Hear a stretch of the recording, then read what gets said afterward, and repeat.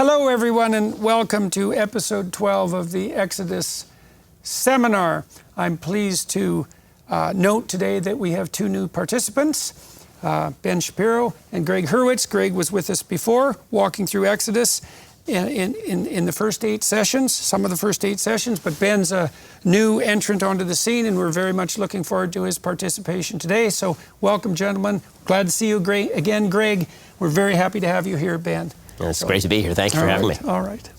We move today from elaboration of the law to elaboration of the details of sacred space, ritual, and worship. And so we open with Exodus 24.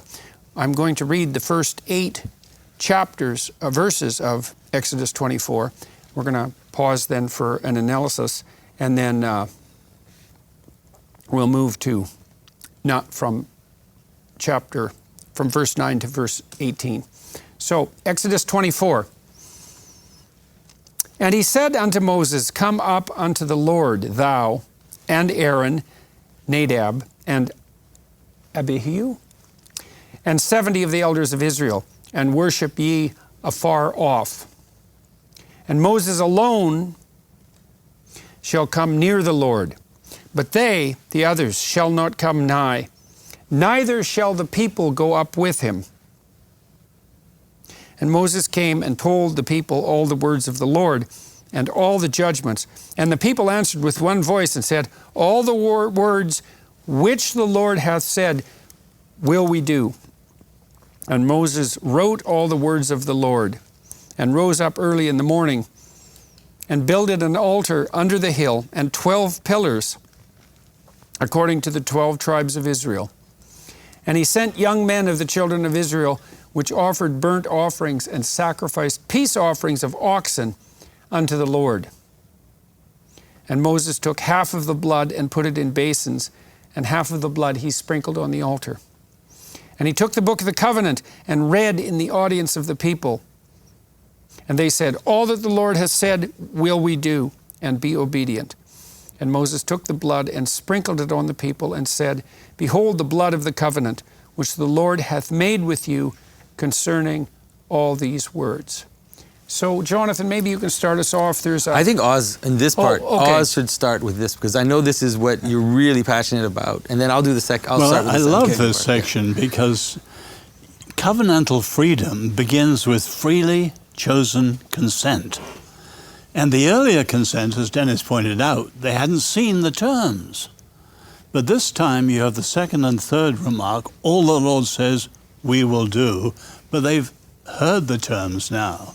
So they're signing on at the end of hearing the terms. And this is the origin of the consent of the governed. Mm-hmm. And that's repeated twice, that the people say that they will do the words of the Lord. So, okay, and we also have the notion here that there's a differentiation of approach to God, that Moses gets to come the closest. There's elders that are in a secondary place, and the people below that. What do we make of that? Yeah, we'll see that in the second part. It becomes even clearer, because as they go up the mountain, the elders stay there, and then I forget there's someone else with them. They stop, and then Aaron stops too, and Moses ends up alone in the mountain, and that becomes an image of what the tabernacle looks like as well. It's a structure of quantity to quality, many to one. It's the mountain itself, you could say, repeated in different ways. And it's a differentiation of ethical status in relationship to the highest unity. Is that? I mean, or you could see it as functional in this case, I don't know.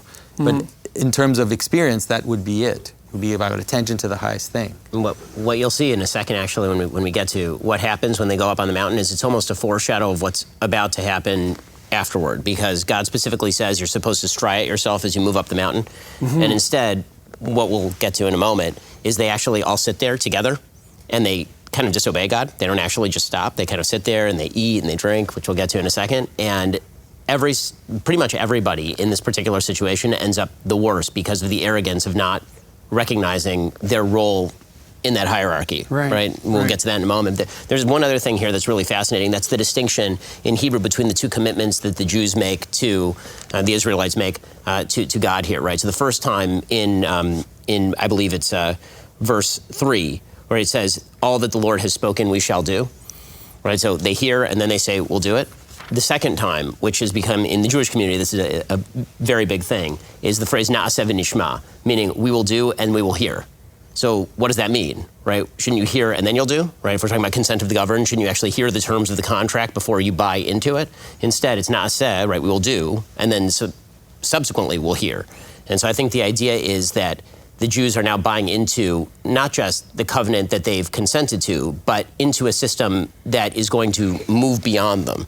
That the system doesn't, what you consent to in life is not just the system that you hear about, right? None of us are born into, the idea of a freely consenting people that kind of creates a body politic is a Lockean myth. In reality, you're born into a system, and that system pre-exists you, and it's going to bind you, even though you haven't fully agreed to be a part of all the subsequent changes to the system. And so in some ways, their covenant is to God, not to the law just on its own. So because they're giving their covenant to God, they're willing to move right. beyond. What you're going to command us in the future, we're going to do. Exactly. Right? It's not just right. They're buying into the system, which is actually really an important thing, because I think so the tendency, spirit as well as the law. Right, and the tendency in modernity is you don't buy into the system, right? If you don't like the system, you don't like the product of the system, you get to rebel against the system. But the idea is that systems exist as homogenous wholes to a certain extent, and you get the good along with the bad. So whenever you commit to a system, you have to commit to the good as well as the bad of the system. You don't get to pick and choose. Can I just offer one additional thought? This is one of the life-shaping verses, believe it or not, what Ben was just referring to, because the literal is, we will do and we will hear, which, as he pointed out, it seems opposite. It should be in the reverse order. But of course, like in English, hear also means understand. Do you hear me? A parent says to a kid. It doesn't mean, are you orally capable of taking in my words? Do you understand me? And it's central to my whole view of life, which is a behaviorist view, and it's taken from the Torah, that you act and then you understand is very much the way it should be in any arena of life. I wrote a book on happiness. One of my biggest theses is you want to be happy, act it. Then you'll be happy. Don't wait to be happy to act happy.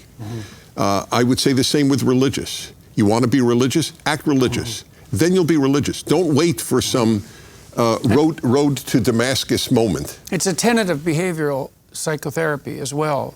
The psychoanalysts aim more for like radical and global conceptual transformation, but the behaviorists say incremental progress at the level of behavior will produce psychological transformation. You can see that there might be a reciprocal relationship there. Sometimes you're going to shift conceptually, but a lot of the time you have to practice to become what you want to become, and that's to instantiate it in behavior before you've actually hit the target. The 12-step program puts it, fake it till you make it. You know, I heard a sort of a beautiful take on the Hebrew with regard, so in Hebrew, the word for taste is the same as the word for reason. Ta'am is both taste and reason. So the question is, what do those two things have to do with one another?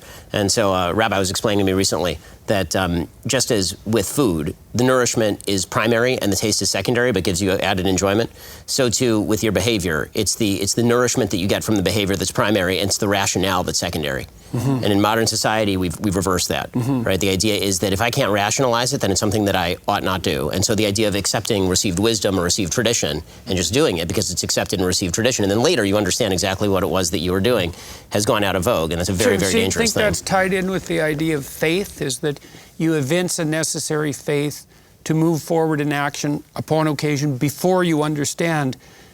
And the question then, of course, is what should you have faith in that would allow you to do that? But certainly, like in a behavioral therapy session, for example, what you do with people is you say, well, you agree with them, by the way, because it's consensual. It's not advice from the psychotherapist. It's joint strategizing. Why don't you go out and try this for a week and come back and report about what happened? And then the faith element is the fact that the person will actually go out there and try it, even though they don't have the evidence that would allow them to conclude to begin with that that's the appropriate course of action. So my favorite William James quote is, act like the person you want to be. Right. And it's so powerful.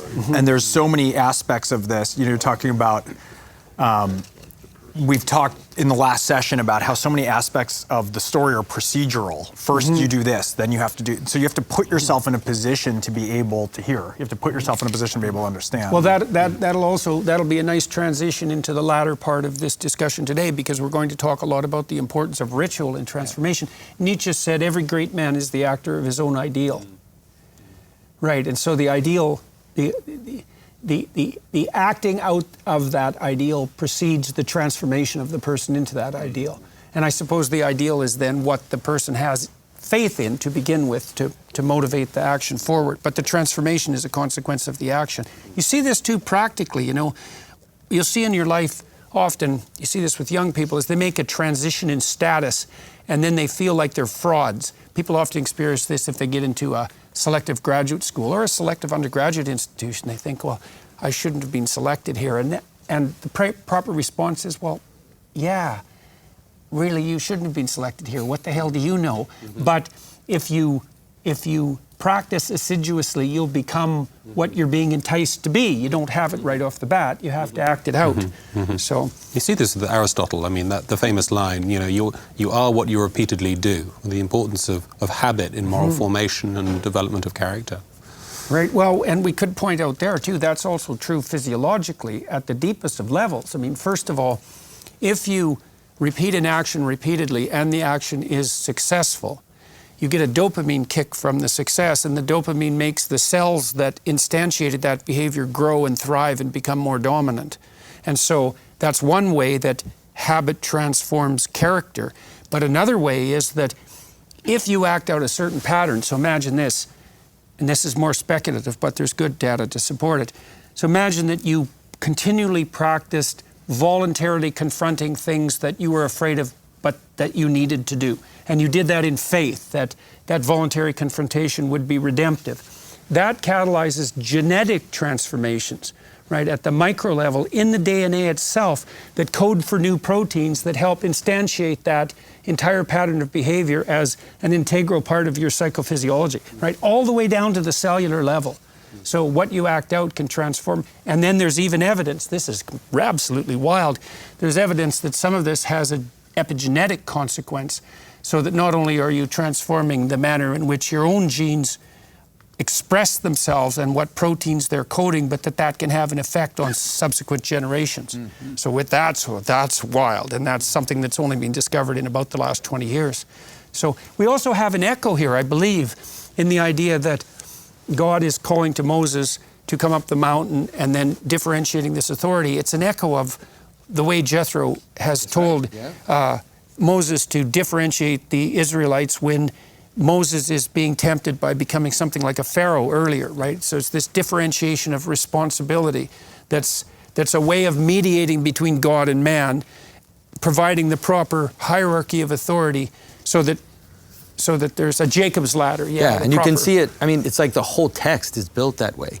You know, that's why it repeats so much, is because it sets up the situation and then it gives you a slightly different version of the same thing, which is, here's God above, too far above, you could say. Here are the people below, which are not yet completely a people. Now, what does it take to connect them together? Right. It takes the law, and then it takes a differentiated law, then it takes ritual, it takes a hierarchy of authority. All these things are kind of repeated over and over. The text is built that way. To well, help you see that. we need to hammer this home, because this is part of the elaboration of the principle of subsidiarity, and that principle is actually put forward in this text as the eternal antidote to fractionation in the desert and an incoherent plethora of subjectivity, you might say. That would be the Israelites squabbling away in the desert and worshiping false idols, and the alternative, which is a unidimensional top-down tyranny.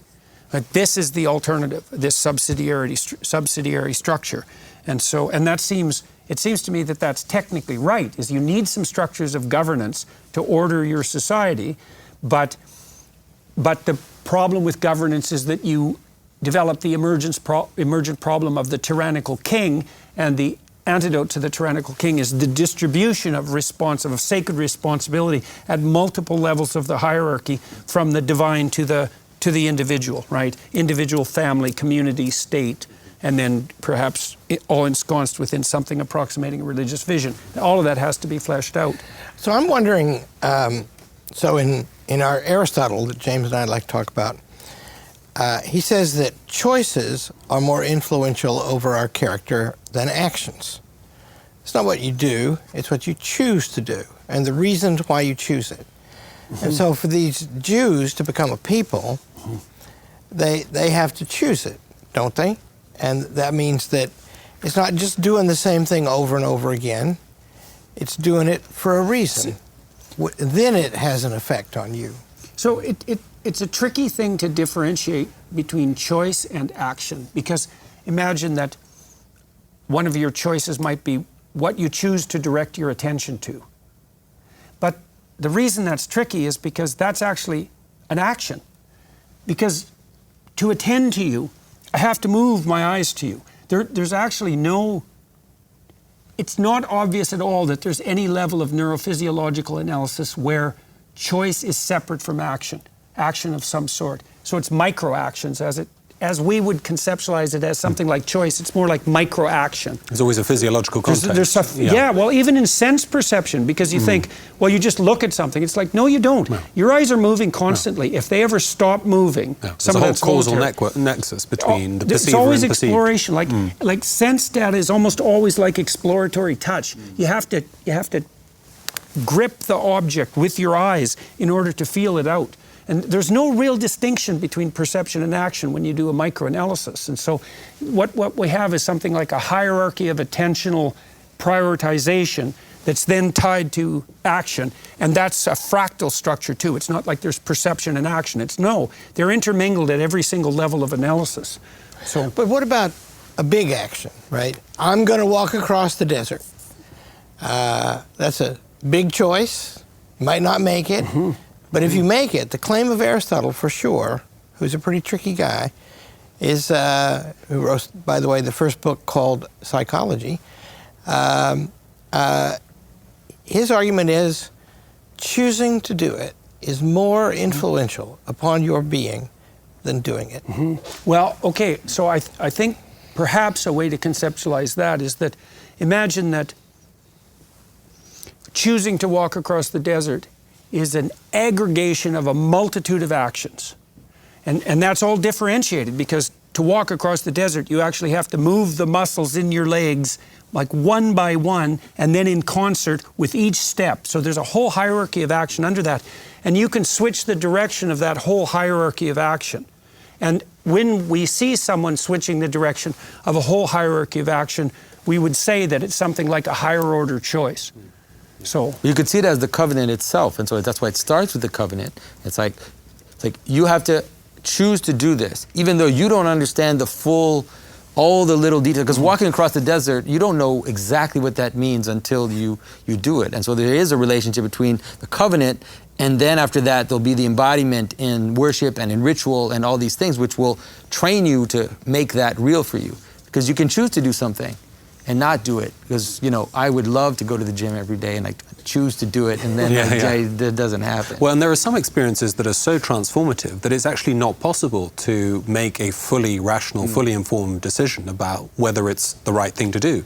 Getting married, having a child.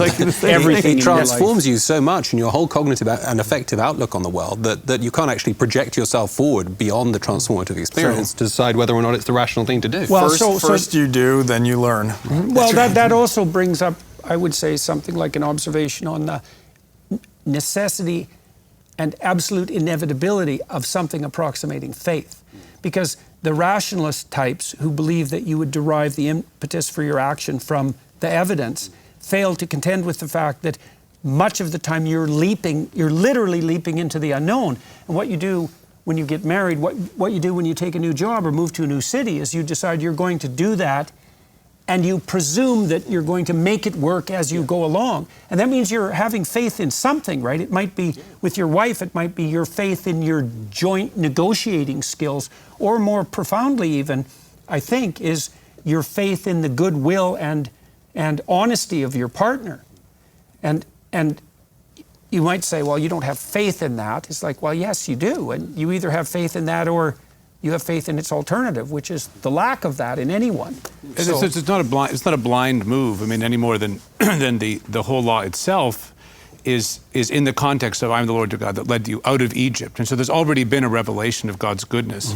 That is the you might say, the precipitating factor to give the confidence to take the step into what is nonetheless unknown. Just as when you marry someone, it's not a blind choice. You think you have some sense that this person is capable of hopefully honoring the vow that you're about to take, and then you say the words, for richer, for worse, for better, for worse, and exactly the way Ben was saying. You don't know what that's going to mean, how poor you might get, or what sickness might be coming around the corner. But you're not. I don't think it's true to say that this is simply will before knowledge. No. There's a knowledge that is incipient and partial that gives you the light to take that next step, and then the action opens up further knowledge. It's a willful subordination to a system. Yes. Right? I mean, I think that one of the pieces of language that keeps appearing in the section that you just read is the word blood, right? This is talk about blood of the covenant, blood of the covenant, blood of the covenant, which is obviously a reference to circumcision.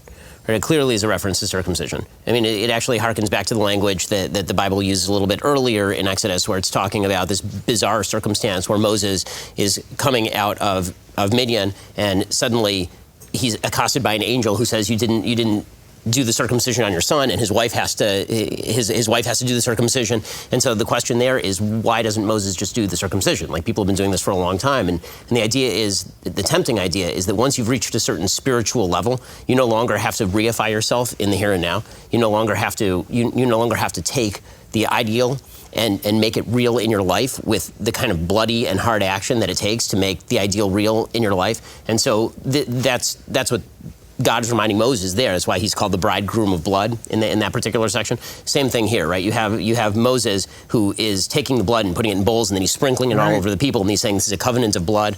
Right? The idea is that he's essentially circumcising the nation here. He's saying that you have now been called to instantiate in your own flesh, in all of your decision making, in every area, the reality of the ideals that you have just been given in the law. So is the use of the blood here something like a reminder, a very concretized reminder to the people that all the steps, even the micro steps they take forward in relationship to this covenant, are essentially going to be sacrificial? Because the idea, of course, would be if you're moving towards an ideal, that takes work. It takes the willingness to sacrifice the impulsivity of the present to the future ideal, the movement towards the promised land, and that every single one of those steps is in some sense sacrificial.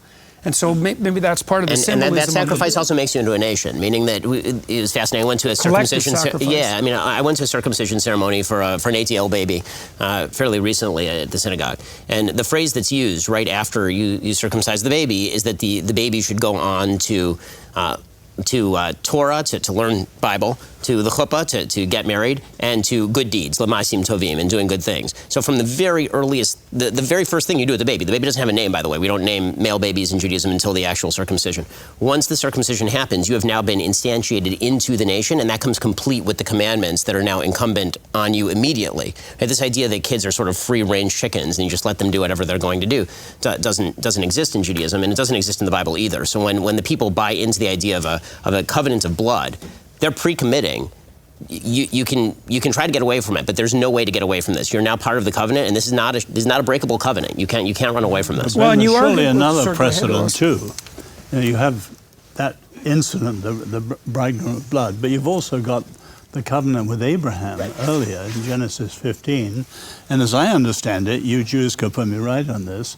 You cut the animals in half, or the birds, and you walk between them, as a kind of sign that these which were once united are divided, but you who now make the covenant were once not united, but now you are. And the blood is the life, of course, and it shows you the supreme cost and by the way, mirrored in the sacrifice, doing. Right? He puts half the blood in bowls and half the blood in basins, right? He's dividing just the same way that it was at the... Well, we should also point out to people who are watching and listening who might be skeptical about the notion of sacrifice, symbolic or otherwise, that you're going to be sacrificing something when you step forward, no matter how you step forward, because you have to eat. And so something is going to die so that you move forward. And you might think of that as archaic, the recognition of that, but it's not archaic at all, because there is no movement forward without the sacrifice for creatures that have to eat to live. So you're sacrificing to something, whether you want to or not.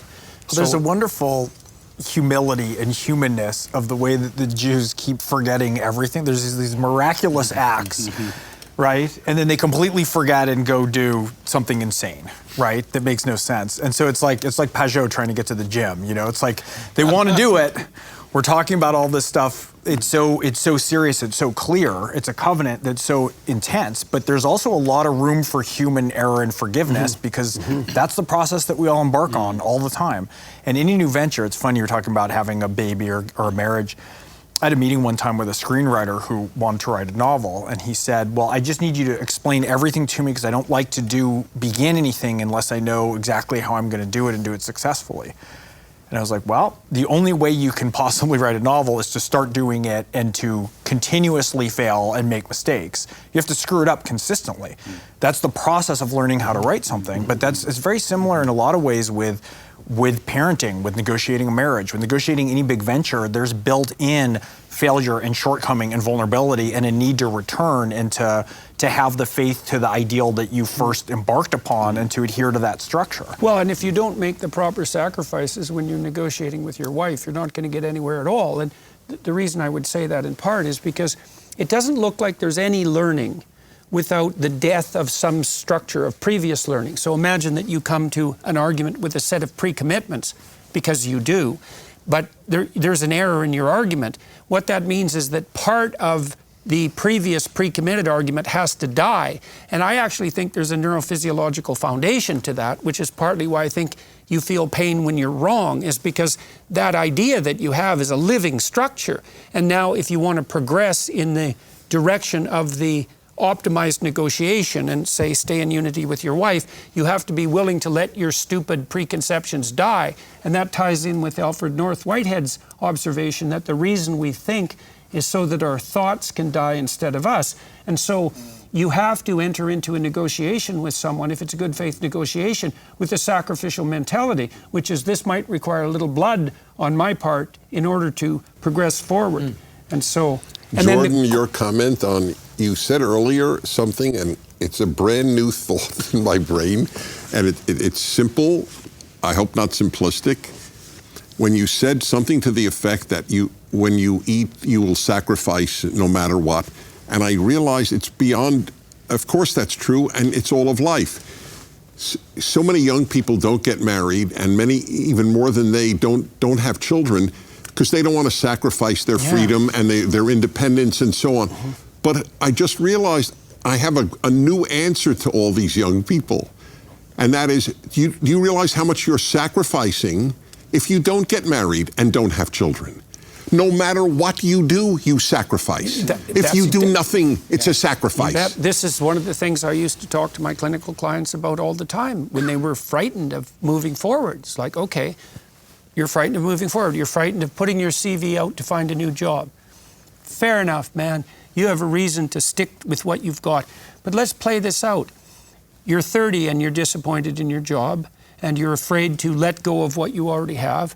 Let's just play a game for a moment. Now you're 40 and you're a little more bitter, or a lot more, because the job hasn't improved, and you're weaker because you haven't fought back for 10 years, and you're older and so you're less desirable.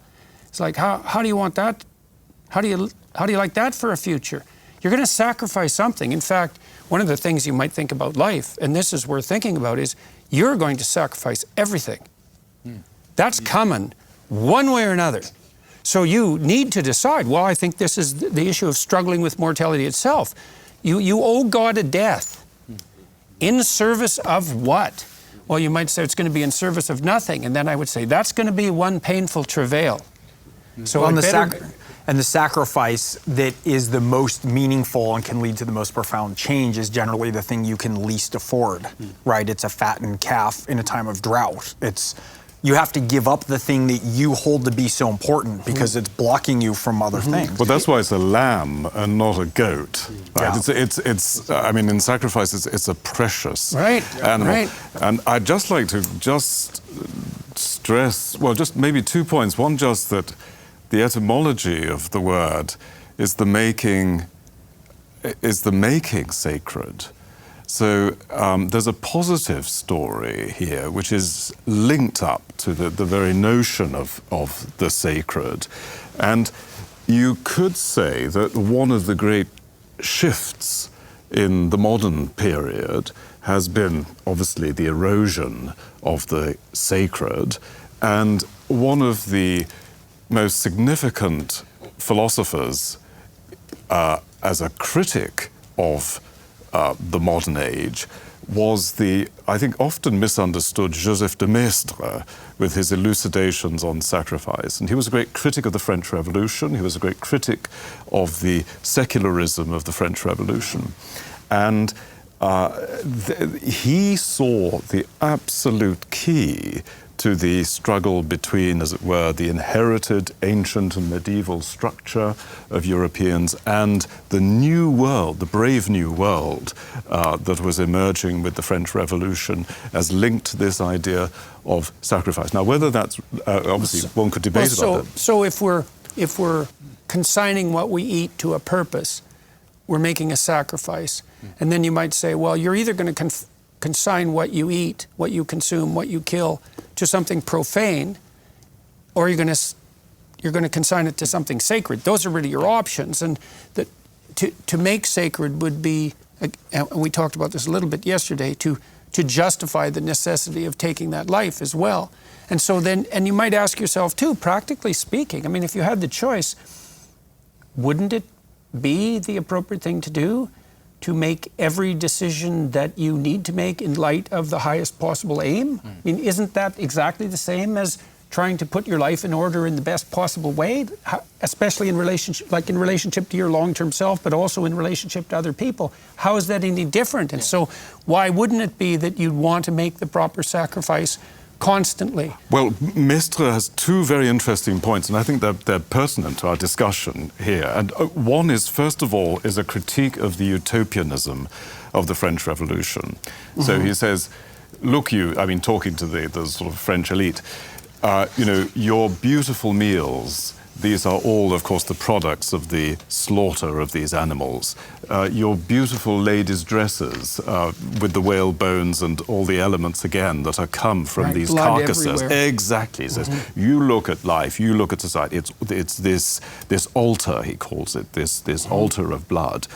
But at the same time, even though he is critical of the utopianism, he thinks the bogus Rousseau-esque utopianism of the French Revolution, he thinks that they're also missing what he calls the loi d'amour, the law of love, which he obviously sees as the opposite side of, in his case, the Christian religion. So he's and that is where, on the one hand, he's criticizing a bogus utopianism, but he's also trying to present a much higher vision of the potential of life than that being presented by the, generally speaking, utilitarian and materialistic philosopher. We might also speculate. I mean, there's a tremendous amount of guilt in our culture right now in the West about the blood of the past, right? We're inheritors of this brutal colonial enterprise, let's say, and we bear that weight upon us. And I have a certain amount of, sympathy for that viewpoint, because history is a bloody nightmare in many, many ways. And then you might ask, well, is the proper response to that a kind of disabling and demoralizing guilt and stasis, which it so often is, or is it a decision to re-sacralize your actions so that everything that you're doing that's a benefit, say, of the privilege that's been accorded to you by tradition is now devoted towards the highest possible end? And you can say, well, bloody as the struggle has been to get here, I'm doing everything we're doing everything we can to make the best of that and to devote it towards the highest possible end. To do that, you have to relinquish self-centeredness, though, because guilt is self-centered. Why would you say guilt is self-centered? Because if you're constantly engaged with the history in your relation to it and your feelings of guilt, it's internal, versus to say, here's what I've received, what are the works I should do, how should I carry forth those lessons in a way that can be transformative or positive moving forward. You have to relinquish your self-flagellation in a certain regard. Can I offer an amendment? Tell me if you accept this. Guilt that you're not guilty of is self-centered. Yeah, that's right. Well, I think that, and that's what we're experiencing guilt that you're today. guilty of, there's an action that you can take that can set things right from. That's more direct, right? That's right. I think that also that we should make a distinction here between the culture of guilt and the culture of shame. Right, those are two very different things, right? Guilt is generally with regard to others, and shame is with regard to yourself before God. And what religion really is about is shifting the source of your feelings of inadequacy from what everybody else thinks of you to your inadequacy before God, which is really something else. That's really shame. And so we have a culture that's very much focused on guilt, meaning I, as a member of a group, should feel inadequate before members of this other group, which doesn't make a whole hell of a lot of sense unless you particularly have sinned against a member of this other group. But what religion says is something else. It says that you should feel shame because you've fallen short of God. And that shame is something that can drive you to individual action. I think our society is moving back toward almost a pagan sense of guilt rather than the internalized sense of shame, which is what biblical religion is really rooted in, right? It takes all of the sins that you commit against your fellow creature, and it says that's not a sin against your fellow creature predominantly. It's a sin against them, but it's also a sin against God, right? It's a sin against something higher. So you should feel ashamed when you sin against your fellow creature, but you should really feel ashamed in front of God for having fallen short. And so instead of your ruler for feeling bad about yourself being how everybody else views you or feeling bad in front of another group, it's really you didn't do the thing that you were supposed to do, and the standard for what you were supposed to do didn't come from the other group. It came from something higher. And what's your engagement with God around that shame? How do you transform So that? the way that you're supposed to transform that is by going and rectifying the sin that you committed against your fellow human being. Right, so I mean, I'm sure you'll get to when it talks about the Day of Atonement in Judaism. When you atone before God, you're not allowed to ask God for forgiveness for a particular sin you've committed against another human being until you've actually gone and asked the particular human being for forgiveness first. But that's an aspect of atoning before God, is atoning before the person against whom you sin. And we have a society that basically says you never have to atone before God because God isn't there. You have to atone to society at large. And so you see these sort of ritualistic apologies to the world. And it's like, who are you apologizing to, right? Did you sin against that person? Why are you apologizing on social media to people you've never met, who've never heard of the situation until 5 seconds ago when you were apologizing for it? And the answer is that's not how religion and that's not how morality should view sin. Sin is not sin because other people view you badly. Sin is sin because you did something wrong, and the standard for wrong comes from something higher. Would we be willing to consider the words, from those to whom much has been given, much is expected, in this light? I mean, we are struggling in our culture with the notion of, let's say, unearned privilege. And we could all say, well, even the fact that we're able to sit here with the electricity on and the air conditioning working and all this remarkable electronics serving our purposes, we're the undeserving beneficiaries of a cultural tradition that's bequeathed to us a treasure, a storehouse of treasure. And that does seem to put upon us some responsibility for moving forward in gratitude for that inheritance. And part of that gratitude, it seems to me, is to be willing to utilize those treasures in the service of something that's high enough that does justify the treasure that we've been given, and that's the proper route towards the expiation of that, you would call it shame, Ben, and that's the escape from it, rather than the shame that crushes and the depression that makes you nihilistic and that demolishes your ambition and all of that. And so, and it looks to me that part of this emphasis in this text on the continual orientation towards the highest possible good at every fractal level of action is part of the acceptance of that cultural responsibility, but also gratitude for what's proper gratitude in the here and now for what's been granted before. I think our culture is remarkably ungrateful, right? Is that we have these remarkable treasures at hand in a manner that's never been the case in the entire course of human history, I would say. And yet we seem to be profoundly ungrateful for that. And that gratitude should express itself in something like the willingness to be of service to the highest within us and the highest between us simultaneously. Yeah. I just wanted to pick up on one thing that you said, Ben, about circumcision, which really just lit me up, and I was like, oh yeah, this is amazing. Like, there's a sense in which we see in the sacrifice, this hierarchy, the basic hierarchy. So, right, God names man, man names the animals. And so there's just a strict hierarchy of causality and relationship. And so, and animals ultimately and plants become food for man. And so what man is doing is basically taking that which is lower and then offering it up, or like, let's say, cutting it away or offering it up. There's different ways to represent it in order to gain what is higher. So circumcision, you remove the outer skin to get the central aspect. And then you take the animals and you offer them up. And what's interesting is that if you understand it that way, then all of a sudden when you get to the golden calf, you realize it's exactly what's going on. They are worshiping that which should be sacrificed.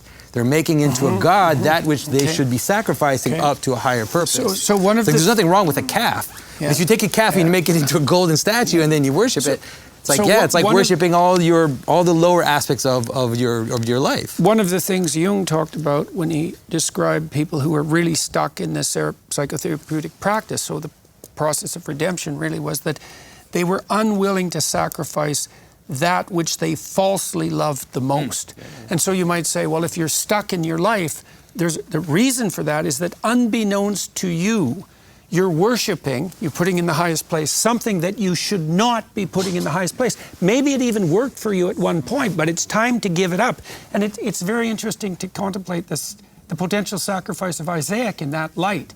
It's that you have to, and maybe it's continually the case, if you're stuck, the rule is you have to find that which you love that needs to be sacrificed, because it's in that love in that situation is indistinguishable from the kind of falsely clinging to, that's actually the impediment. So you should always be asking, what is it that I love that I could give up to serve what's highest? That's what I was thinking about with this. You sacrifice the thing of greatest meaning, the lamb. So Dennis, to your point, right, I don't want to sacrifice my freedom. Go talk to a young man who's 22. That's everything. It's everything they believe their identity is built around. By the way, Jonathan, sorry, quick note as far as what you were saying.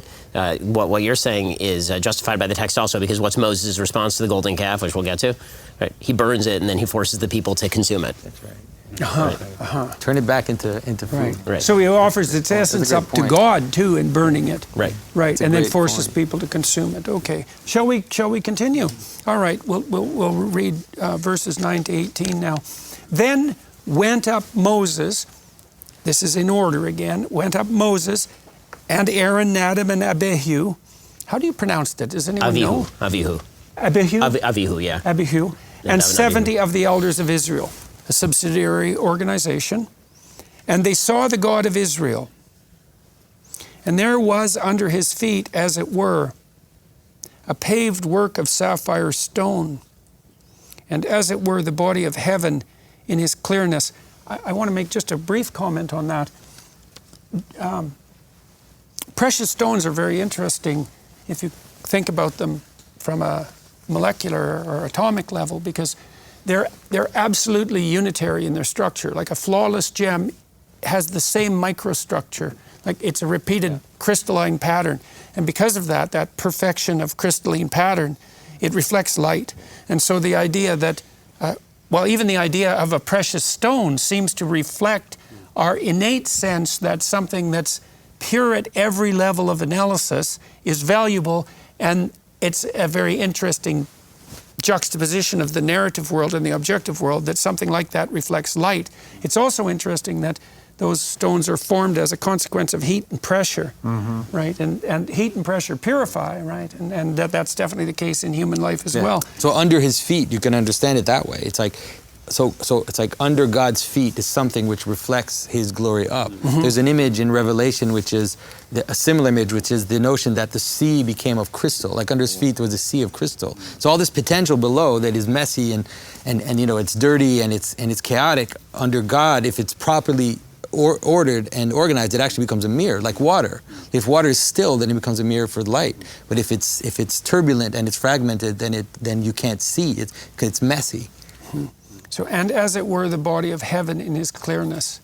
So, I mean, sorry, very quickly. ahead, I mean, James. this throws up a paradox that is going to be with us when we start looking at the tabernacle. This we saw in Exodus 3:14. It's just the great revelation of God. I will be what I will be. This, and which carries with it this notion of divine omnipresence. God is absolutely everywhere. God is not a thing. He can't be represented in any kind of material form. And yet somehow he's got a location. They saw him. They can apprehend him. And it's an interesting tension. And I think the way to resolve it is to think of it in terms of omnipresence, but also kind of manifest presence. So this is the moment at which, as it were, the Israelites are kind of tune themselves, or there's a kind of special intensification of God's presence. Or I don't know, there may be other solutions to it. But how God is everywhere, God is transcendent, and yet somehow... But you could understand it like God, that's why it's at the top of a mountain. Yeah. Right? God appears at the place where all things come together. Yeah. Right? That's the way to understand it. That's why in the tabernacle you have the same structure. Yeah. And that can be represented in many ways. Christ often represents it as a seed, something small, something that's a point, but also contains in it all the possibilities. Well, I think we have that reflected in our own experiences. So, for example, if you imagine you have a particularly meaningful conversation with someone. Well, so what's happening? Well, both of you are making the proper sacrifices, so that's happening.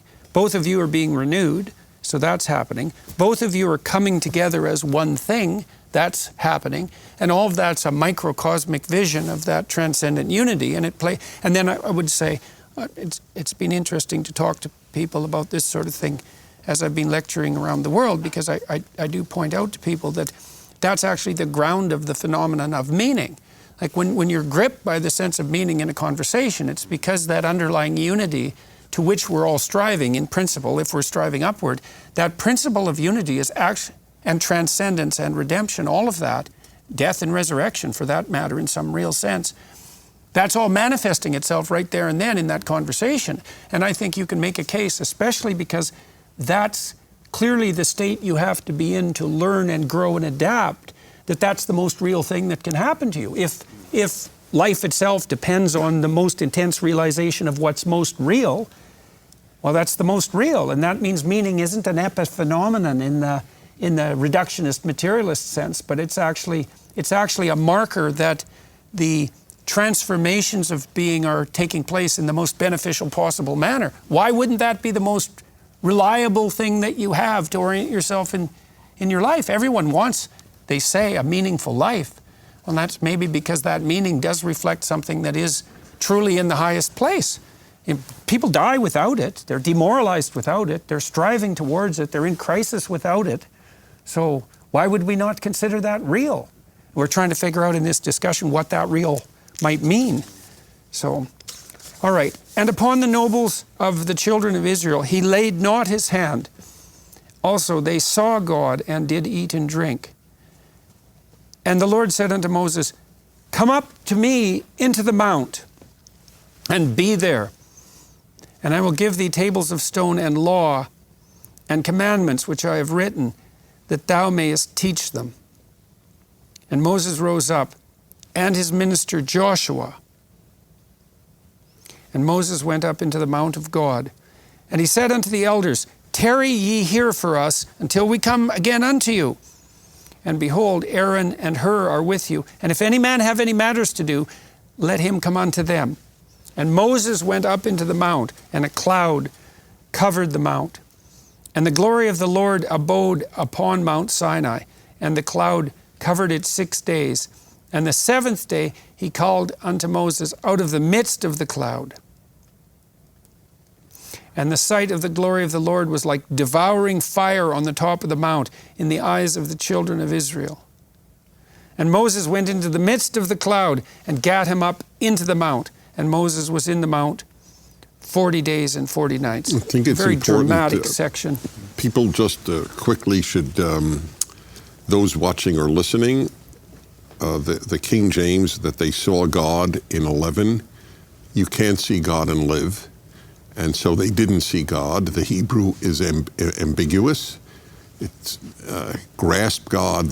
One translation is beheld God. But whatever you say, they didn't actually see God. And the Hebrew is not the word to see. Is there an implication there, Dennis, that because they followed the commandments of God and approached him in the manner that was deemed appropriate by God, that they were able to get closer than they might have normally got closer without being burned too badly? There's actually two interpretations, right? So in the traditional Jewish commentaries, one interpretation is that they drank, everything's fine. And then the other one is they committed a major sin. Because as we will see, pretty much everybody who participates in this entire process ends up dying, except for Joshua and Moses at the very end, right?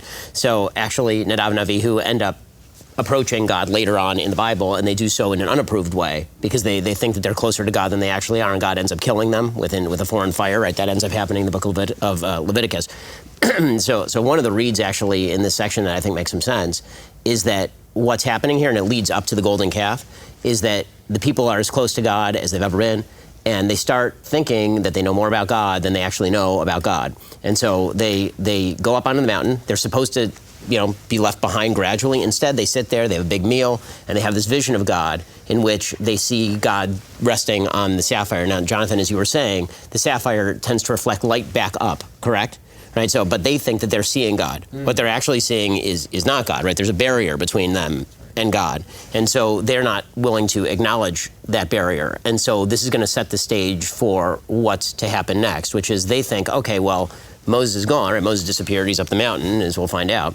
And we can handle this, right? And God specifically says that they should pretty much stick around at the base of the mountain. They don't stick around at the base of the mountain. They go down back into the people, and the sin of the golden calf happens. So the lesson is Jews don't give Jews the benefit of the doubt. So I mean, if you do during the course of the Bible, you're going to end up in the wrong place pretty much every time. Would we be willing to accept this as a supposition? So there's still the mystery here, I suppose, of why it is that if God is so great and good, that the untrammeled sight of him would be deathly destructive. And I think it has to do with this notion of the cherubim that are set in front of the gates of paradise after the fall that turn every which way and burn.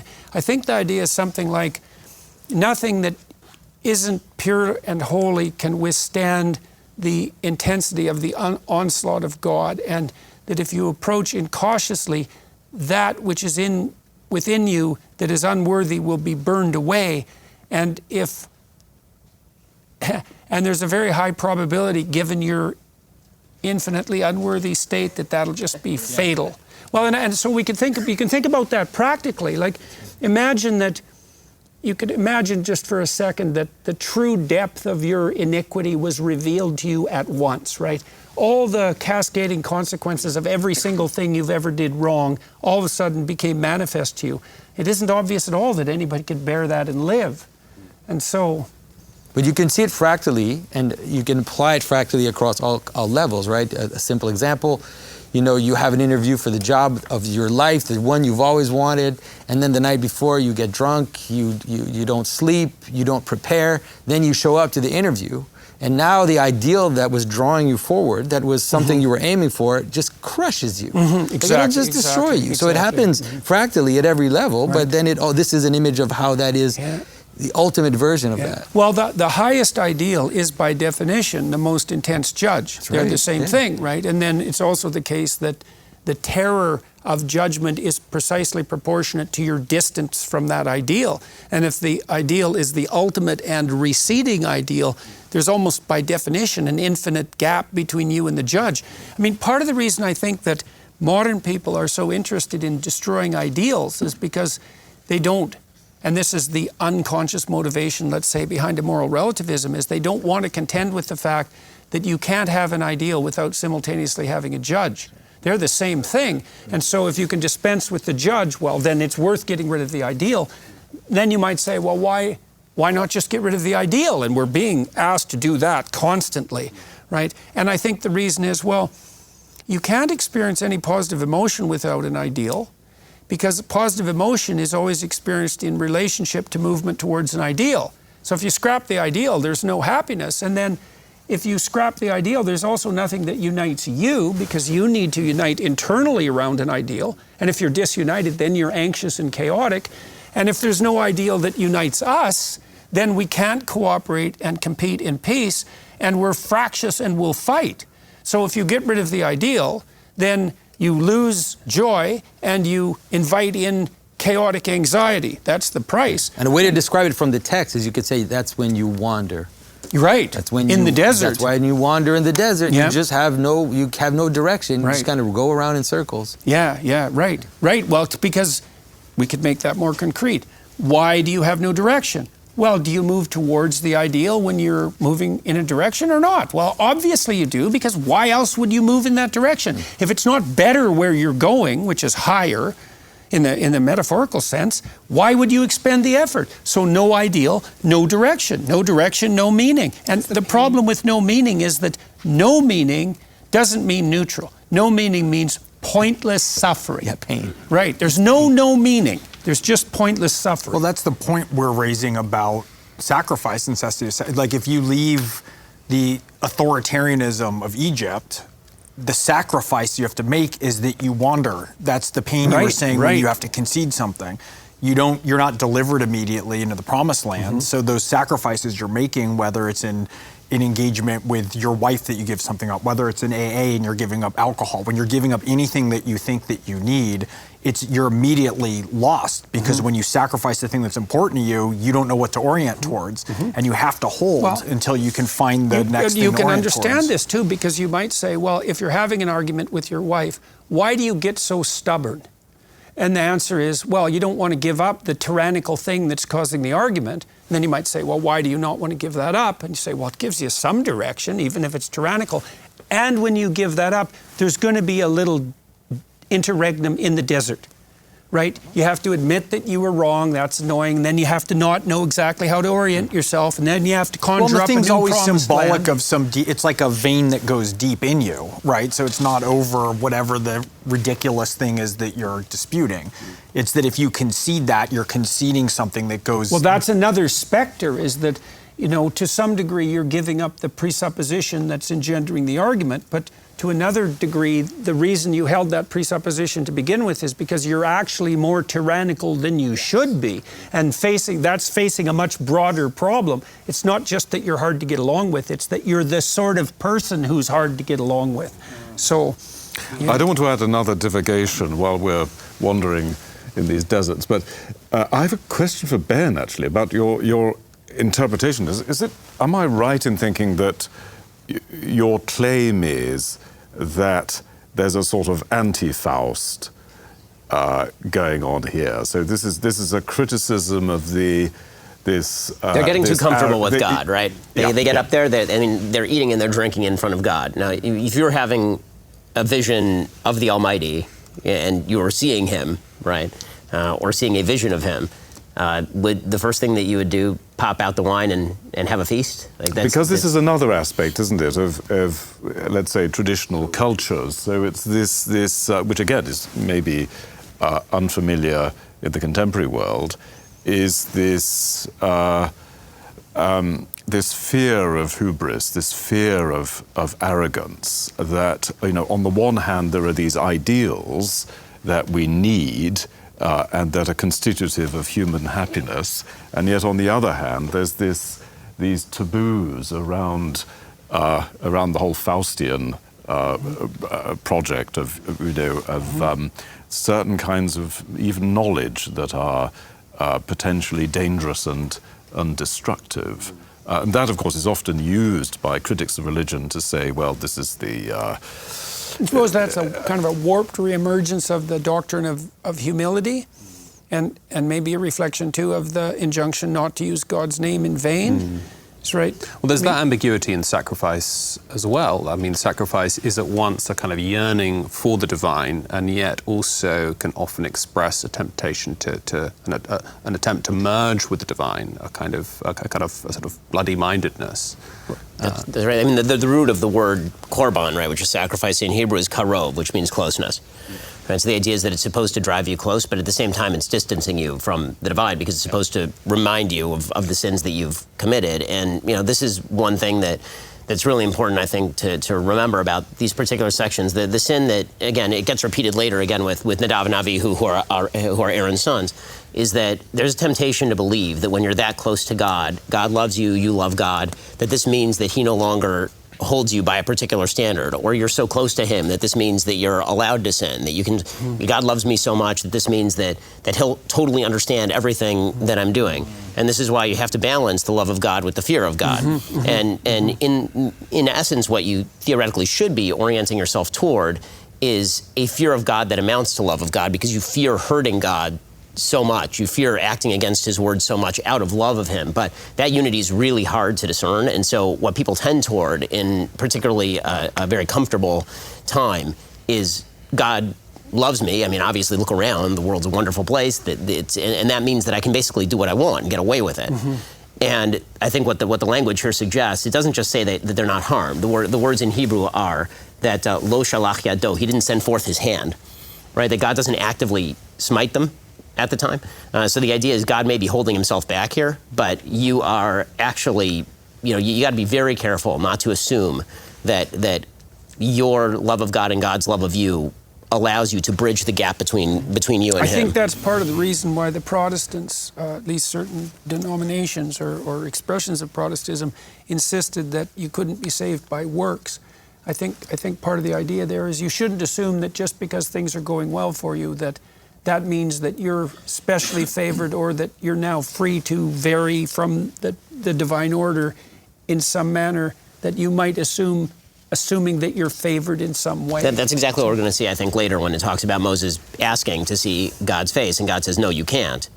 Right? If there's anybody who has a right to see God's face by our lights, it would be Moses, right? I mean, he literally, actually at the end of the Bible, it's going to say that he's the only person in human history who spoke to God face to face, right? Is what it says at the very end of the Bible, and it seems self-contradictory, right? That it says that you're not allowed to see God's face, but he spoke to God face to face.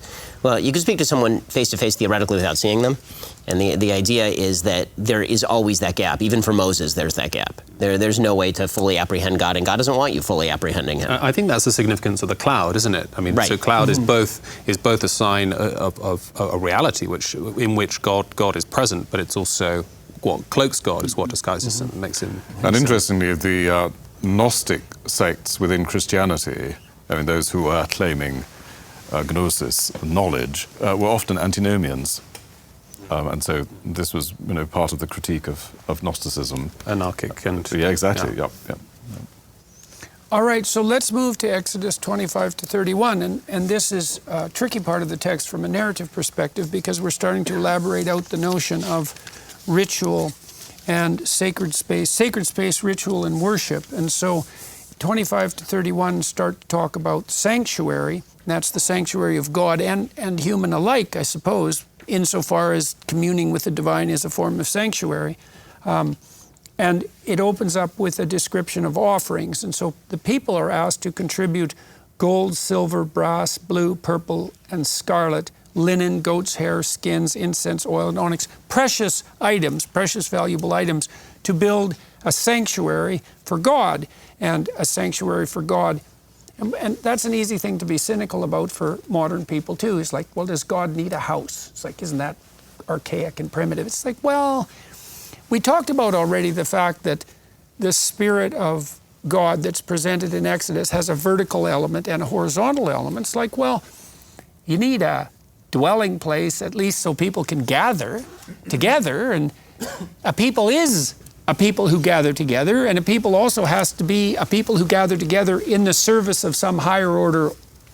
Yeah. And so how are you going to do that without a place to do it? And this is also the foundation of the idea of the church itself. It's similar. The church is a little different. We could, if we want, we could explore that. Maybe it's a good idea to explore this first. Then towards the end, if people are comfortable, we could mention the difference between the way that the tabernacle is set up and our traditional church is set up. Okay, do you want to start with a description of the tabernacle? Well, I mean, I think the important thing to understand is what we've seen now until now is basically now being very much repeated in space. And so the mountain and just the subsidiary structure, a structure of creation, is being repeated in the way the tabernacle is set up. So the tabernacle is not set up in an arbitrary way. It's set up in a series of hierarchical spaces where quantity moves to quality all the way from the let's say the gathering of the people, then you have the strangers outside, the gathering of the pure people inside, and then the priest in one space, and then the high priest in the high space. So you really have a mountain, if you think about it that way. But the mountain is repeated in the way the tabernacle itself is made. There's a hierarchy of materials, and so gold is in the holier places. Then you move out, there's silver on the post, and then the parts that are used for the sacrifice are made of brass. So that's a hierarchy that you'll see repeated in other places in Scripture, such as the statue of Nebuchadnezzar, where there's just a hierarchy of materiality. But it's also there in the way the veils are represented themselves.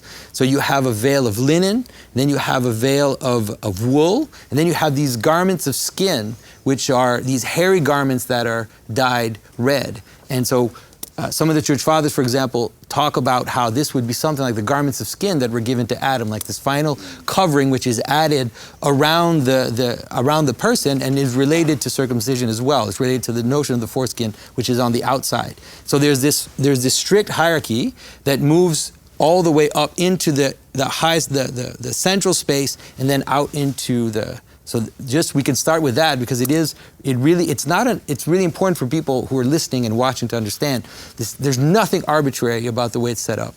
It's set up in the very structure of attention, the structure of participation, which is this subsidiarity and this hierarchy that we've been talking about from the beginning of this seminar. I'm going to bungle this a little bit because I'm not an expert in this domain, but we have these computational machines now, AI machines, that can classify.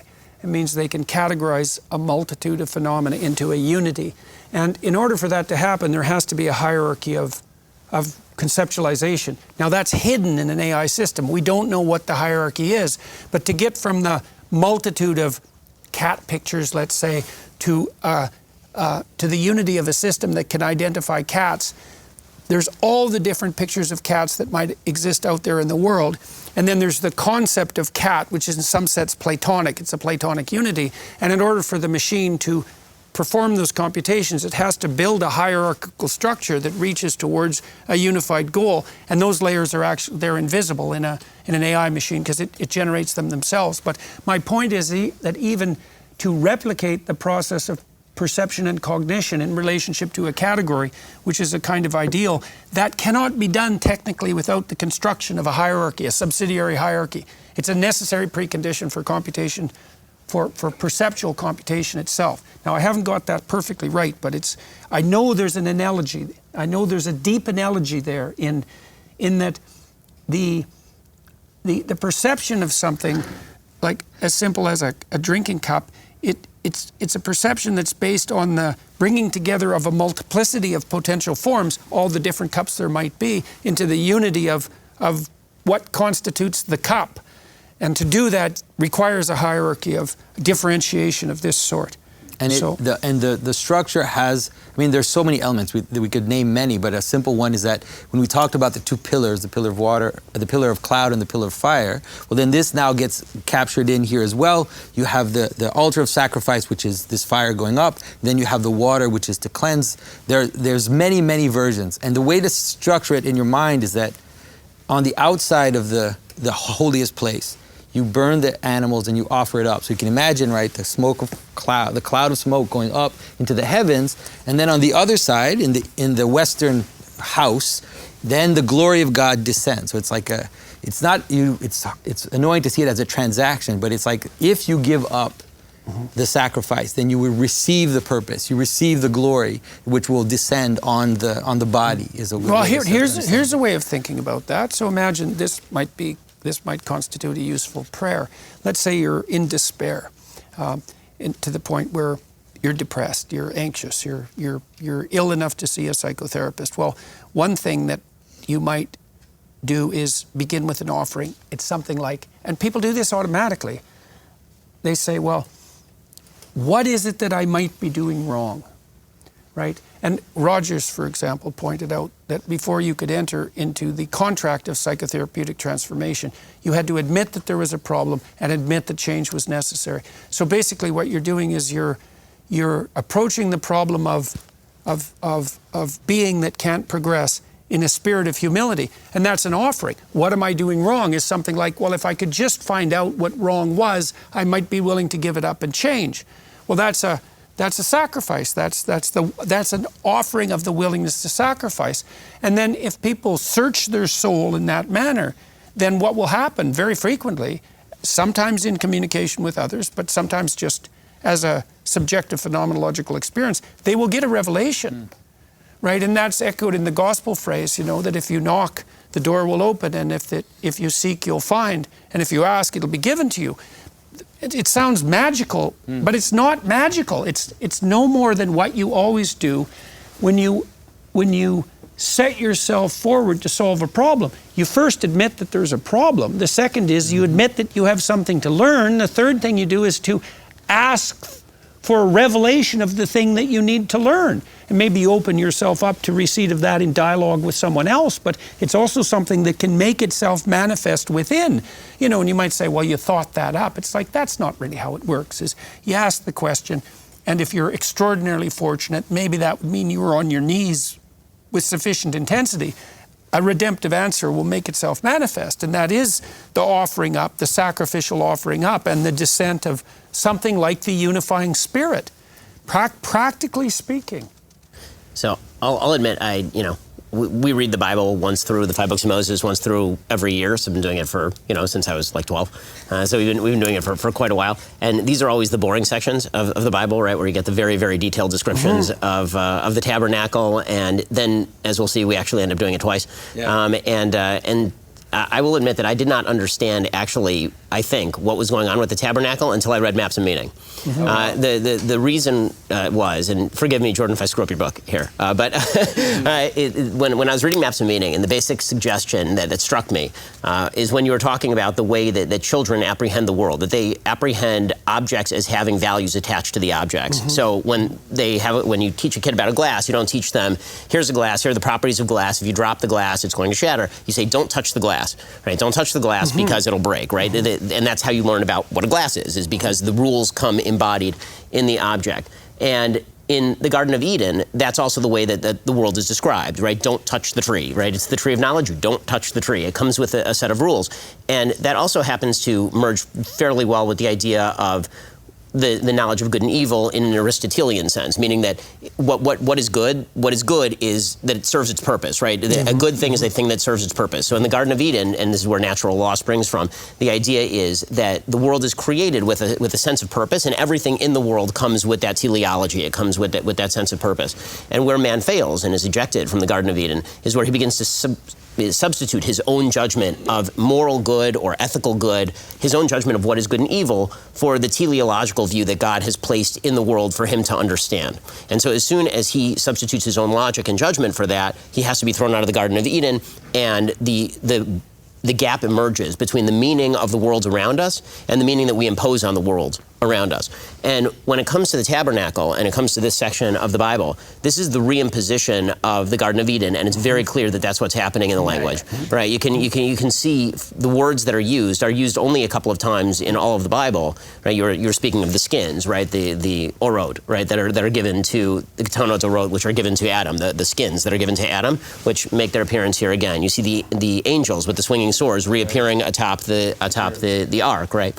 And so the idea here is that what God is saying is that with the commandments and with the law, I'm reinstantiating the world with rules and meaning that exist in the world. And they've been gone for a long time. And now the law is the way that you are going to be able to re-access a world where the meaning is embedded in the world and not separate from the world, which is why now what's behind the angels, right? But before, what was behind the angels was the Garden of Eden. Now, what's behind the angels, what the angels are guarding, are the Ten Commandments, right? It's the luchot, it's the tablets, or what's being guarded. The law is being guarded because that's the pathway back into the Garden of Eden, where the world is invested with a new sense of meaning, and that's what the tabernacle's about. You have in the tabernacle too, and correct me if I've got this wrong. There's two elements that are being stressed, and I suppose one would be the holiness of the tradition that's carved in stone and is so memorable. But you also have the notion that's certainly echoed in the structure of Christian cathedrals and churches that the proper community necessarily has as its center point the highest possible sacrifice, and that's actually the hallmark of the civilized pattern of interaction that enables you to sustain your own life and sustain the community. And you might that's actually a difference. That's actually a very important difference between the way that the tabernacle in Scripture is set up and the way that a church ends up being set up, the way that the church ends up being set up, and which is related to the problem, or let's say the paradox of Christ, is that the altar and the Ark of the Covenant are fused. And this is something which is not, so when people often say like churches are just based on the Old Testament, it's nonsense. Like, we've taken the outer part and then we've brought it into the holy place, and we've fused it's three things. It's an altar of sacrifice, it's the Ark of the Covenant, and it's a table of communion.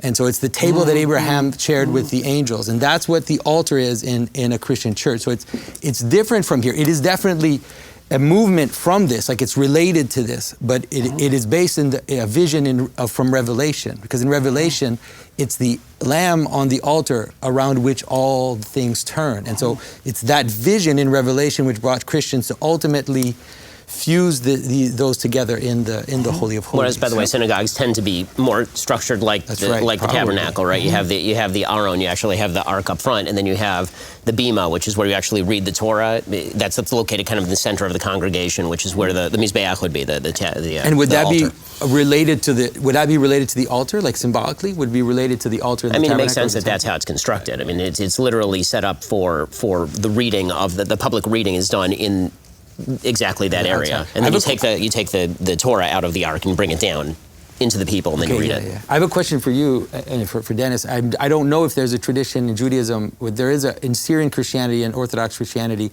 there's a sense in which Eden is a mountain, and that Eden itself is a mountain. I don't know if this is something that you have. I hadn't heard that one before, actually. Well, just because it's like Eden itself is the structure. There's a church father, St. Ephraim the Syrian, who said the Garden of Eden is a mountain whose top is higher than all the mountains and whose base is further than all the oceans. So it's actually the whole cosmos, really, is what ultimately the Garden of Eden is. And is there not that strong sense of on earth as in heaven, so that the representation of this of the tabernacle, for sure. Exactly. I think that's what's going on. And Part in of the that fractal structure. Exactly. In the Anglican liturgy, there's this beautiful moment at the point of the Sanctus, where we speak of it, and now with angels and archangels, and it's that, and the whole company, and all the company of heaven. So, i.e., the thought that at that moment, this world that has been alienated from the divine, the heavens are opened. At that moment, there's a participation in the divine. There's a reconnection after the alienation. Yeah, we who represent the cherubim, we say in the Orthodox tradition, and then it says we lift up our hearts, and it's like that's what's going on. It's like lifting up our hearts so that it becomes the place where God. So you might tell me what you think of this, is so that in the holiest of places you put the tradition that guides and unites and that has been transmitted across time, but you have to conjoin that with the sacrifice. That's the support, right? So that's why it's in the box. So we should talk about the Ark of the Covenant too. It's like it's a microcosm. The land of Eden. So what's important, the glory is not the box. Like there's what's in the box, and that becomes the support for the glory which descends upon it. So the glory of God between the cherubim, right? Yeah, and so the glory of God is actually insubstantial. That's like it doesn't have body. It's light. It's represented as either light or as darkness, as something which is beyond the material world. And so the box, the house, the law, the food, which the manna also goes into the box, is the support on which this functions. And that's the contract between man and God and between man and man simultaneously. So and that goes into the box. That way. And so that's the foundation for so let's talk about the Ark of the Covenant. So it's in the holiest place in the and it's a microcosm of the whole thing. It's like it's all repeated. It's all the whole thing gets repeated in smaller and smaller instances so that it becomes like the most concentrated version. And so you have this square box, which is equivalent to the tabernacle itself, and there's a relationship between stability and squareness. It's hard because we don't think this way in modern terms, but the ancients used to think that the sky is round, the heavens are round, and the earth is square, right? The heaven is like a dome. It's like this circular aspect, and the world is four directions. It's maybe an easier way for moderns to understand it. So it's the stability. And so now you have this box in which you put the law, you put the manna, and I think there's also Aaron's staff. Staff, right? That's, So that's it's tradition. Right, but it's just the tools, it's the method, it's the substantiation of the glory of God which descends upon. So that's so would you say that's the previous instantiation of the realization of God? That no, tradition? it really is. It's just you could say it's like all the laws are there to show you God. Right. It's like God's what's important about this whole thing. It's not the laws in themselves, right? Right. It's the foundation for the presence of God, right? That's right. Is that, Right. Well, but they'd also be concretizations of God That's right. in some Well, sense. it- The or law is a God's will. concretization. God's Okay, presence in the- God's but that's presence in the already world. what's been established, but it's not enough because there has to be a process. And also the embeddedness of human beings within God's structure, meaning one of the things that's sort of fascinating about the way that the ark is constructed is that it's not pure gold all the way through, right? It's gold and then acacia wood and then gold again, correct? So let me offer a thought that has been central to my understanding of life. Everything is holy in this. The curtains are holy, the priests are holy, the sacrifices are holy. Everything is holy until you get to the Holy of Holies. And what's in the Holy of Holies? The Ten Commandments. So my read is the holy protects the ethical.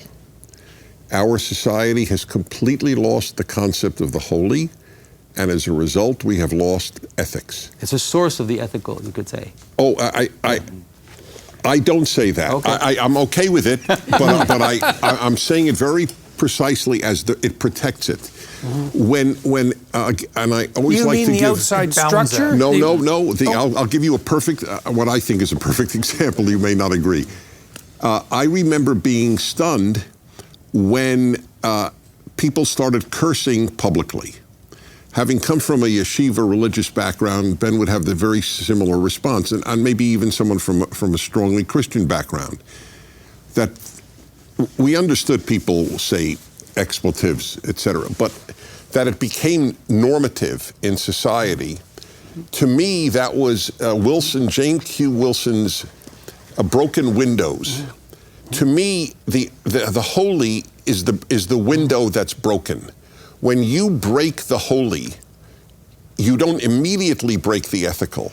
Secular people think we don't need holy stuff. That's nonsense. We just need ethics. But it's not true. That's why I say it protects the ethical. Holy, holy, holy, holy, 10 Commandments. You know, I could tell you something interesting about curse words that bears on that. So there's a neurological condition, Tourette syndrome, that compels people to swear, or it actually disinhibits swearing.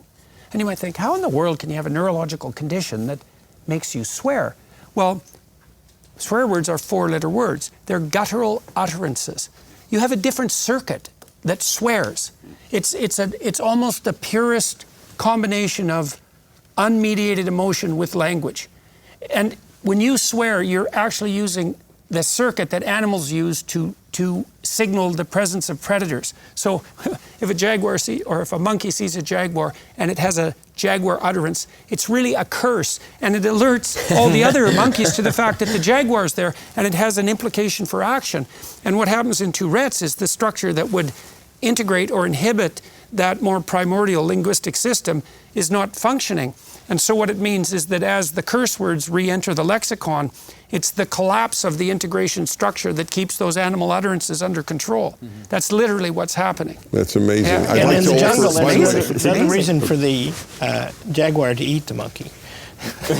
What's that? That's another reason for the jaguar to eat the monkey. Because he's being cursed. Yes, absolutely. I want to give another They have a different example. swear word for eagles than for In addition to jaguars. cursing, I'll give you another, because people need to hear examples, because they don't understand. The secular society has no notion of the holy. Are these San examples Franci- of curse words, Dennis? No, I'm going to another one.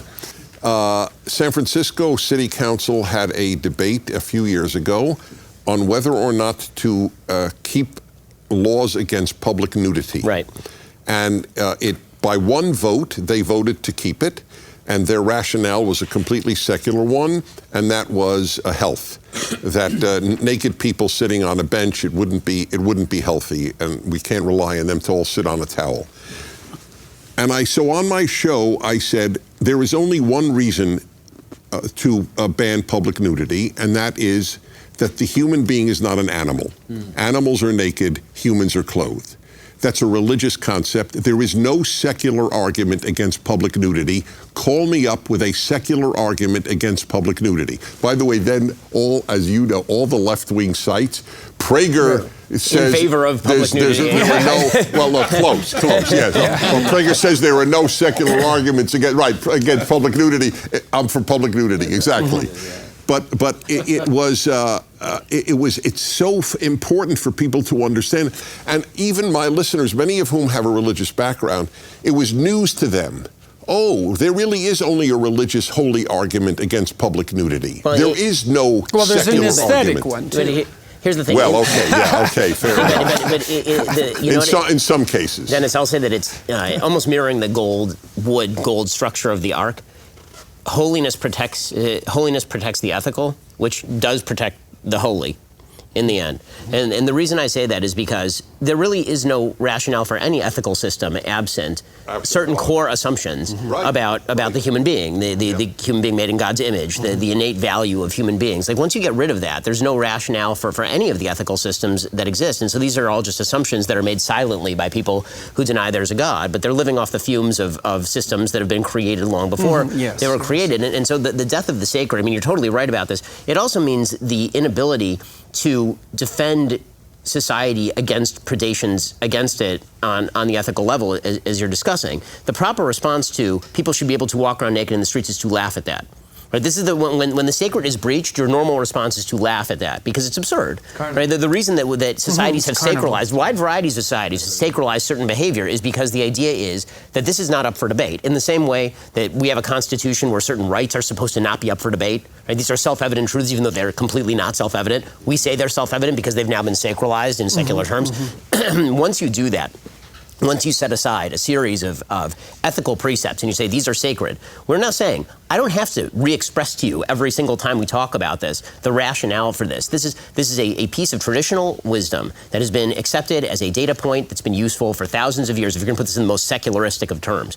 And this data has proved itself valuable and decent and good, and therefore it is sacred. And when you breach it, you're actually doing something wrong. I mean, this is something that Jonathan Haidt talks about, is that the left has no concept, in the modern left, has no concept of the difference between the sacred and the profane, but it's something that the people on the right tend to take very, very seriously, and this is seen as sort of ghost in the machine, kooky kind of stuff. But the actual utility of being able to say there are certain first principles that we are not going to argue over. These are just things that exist in the world, and if you breach that, the proper answer to that is not a rationalistic response. The proper answer is laughter. Well, without that agreement that there are certain things that are sacred, you don't have a community. Right. Because everything's up for dispute. You only have a community when some things aren't up for dispute. If we have an agreement, it's because some things aren't up for dispute, right? And we might need a deep agreement to bind us. And if it's deep, the idea that what we've agreed upon has a certain depth, which means it spreads and is effective across a wide variety of situations. There's no difference between what is deep and what is sacred. They're the same thing phenomenologically and conceptually. So, and that depth is I mean, you can see it in the structure of the Bible itself, right? The structure of the Bible itself moves from family to tribe to nation under God. Right, and what that is, it's taking the deepest, most profound, sacred thing in everybody's life, which is their family. That is the most sacred thing in your life. It's inviolable, and anybody who tells you they love a stranger the way they love their family is lying to you. They're just completely full of it. And then it moves it up to the idea of tribe, which is still a blood kin tie. And then what religion does, that moves it up to the level of sacred ethical principles that bind entire communities of people, and that allows for the possibility of progress. And there's a social scientist over at Harvard, Joseph Heinrich, who wrote a great book about the weird people, right? The Western educated, industrialized, right? And his basic foundation is that it is the presence of the church and development of religion over time that actually creates the West, specifically because it ends up abstracting ethical principles from belief in God that are now that can now trump things as deep as family and nation. The danger is when you remove God from that equation and the nation becomes the only thing that binds, pretty quickly that either falls apart or becomes tyrannical, and that's what we've been seeing. So, Dennis, to your point about this, it's almost like the holy contains or boxes, like the tabernacle's a box, right? It has to be contained within that in a way for it to exist. And part of, if you remove the holy from the ethical, if you unleash it completely, you see this overgrowth of these ethical debates that feel like these cancerous monsters of people vying for, right? It's Milton's Lucifer, right? It's the intellect that falls in love with itself. It becomes merely the rational. Right. And but the rational with the ethical quickly becomes a competition for the most ethical, and then it wraps itself in like status. Exactly. It becomes this overgrown cancer where it's like ethics run amok in HR departments, right? And it's not just the rational. I think that the sacred in the sacred in the end always returns. There's no kind of sort of sacred free zone, as it were. It's just you'll eventually. A culture that gets rid of the sacred will simply substitute. Smuggles a new one in. Ethics overrun in some way when it becomes that cancerous mass. It almost like circles around and becomes satanic. Like it becomes the unholy. Yeah, well, Right. You'll have new icons, new saints, new liturgies, new taboos. And you see that manifesting itself on the radical left side. That are not rational. No. So can I the one thing I want to bring up in terms of the tabernacle that we haven't mentioned yet, which I think is important, is the notion of the cherub. And I think, to me, the cherub is important for me because we also have to understand that this order that's set up also has something like the fringe on the edge.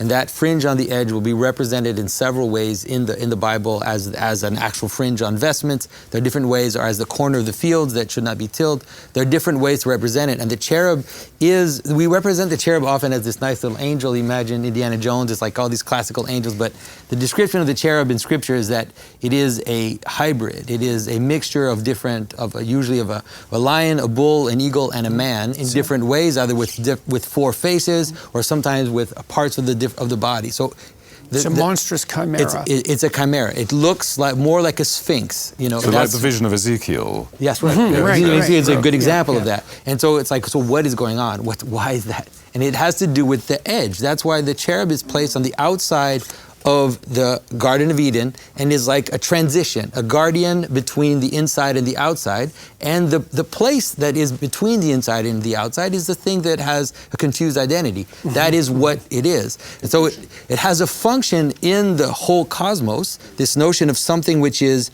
a mixture, which is many things at the same time, but it is on the edge all the time. So you see it and it can't be made central. No. Because the central thing isn't a chimera. And so you see it as a fractal, like in this part, you have it on the veils, of the different veils of the tabernacle, and then finally on the inside, even in the holiest place, it becomes the lower support, like the seat, you could say, for the glory of God to kind of manifest itself on or behind, so it hides because it's not of the identity. So it's like that's what you can understand a veil that way.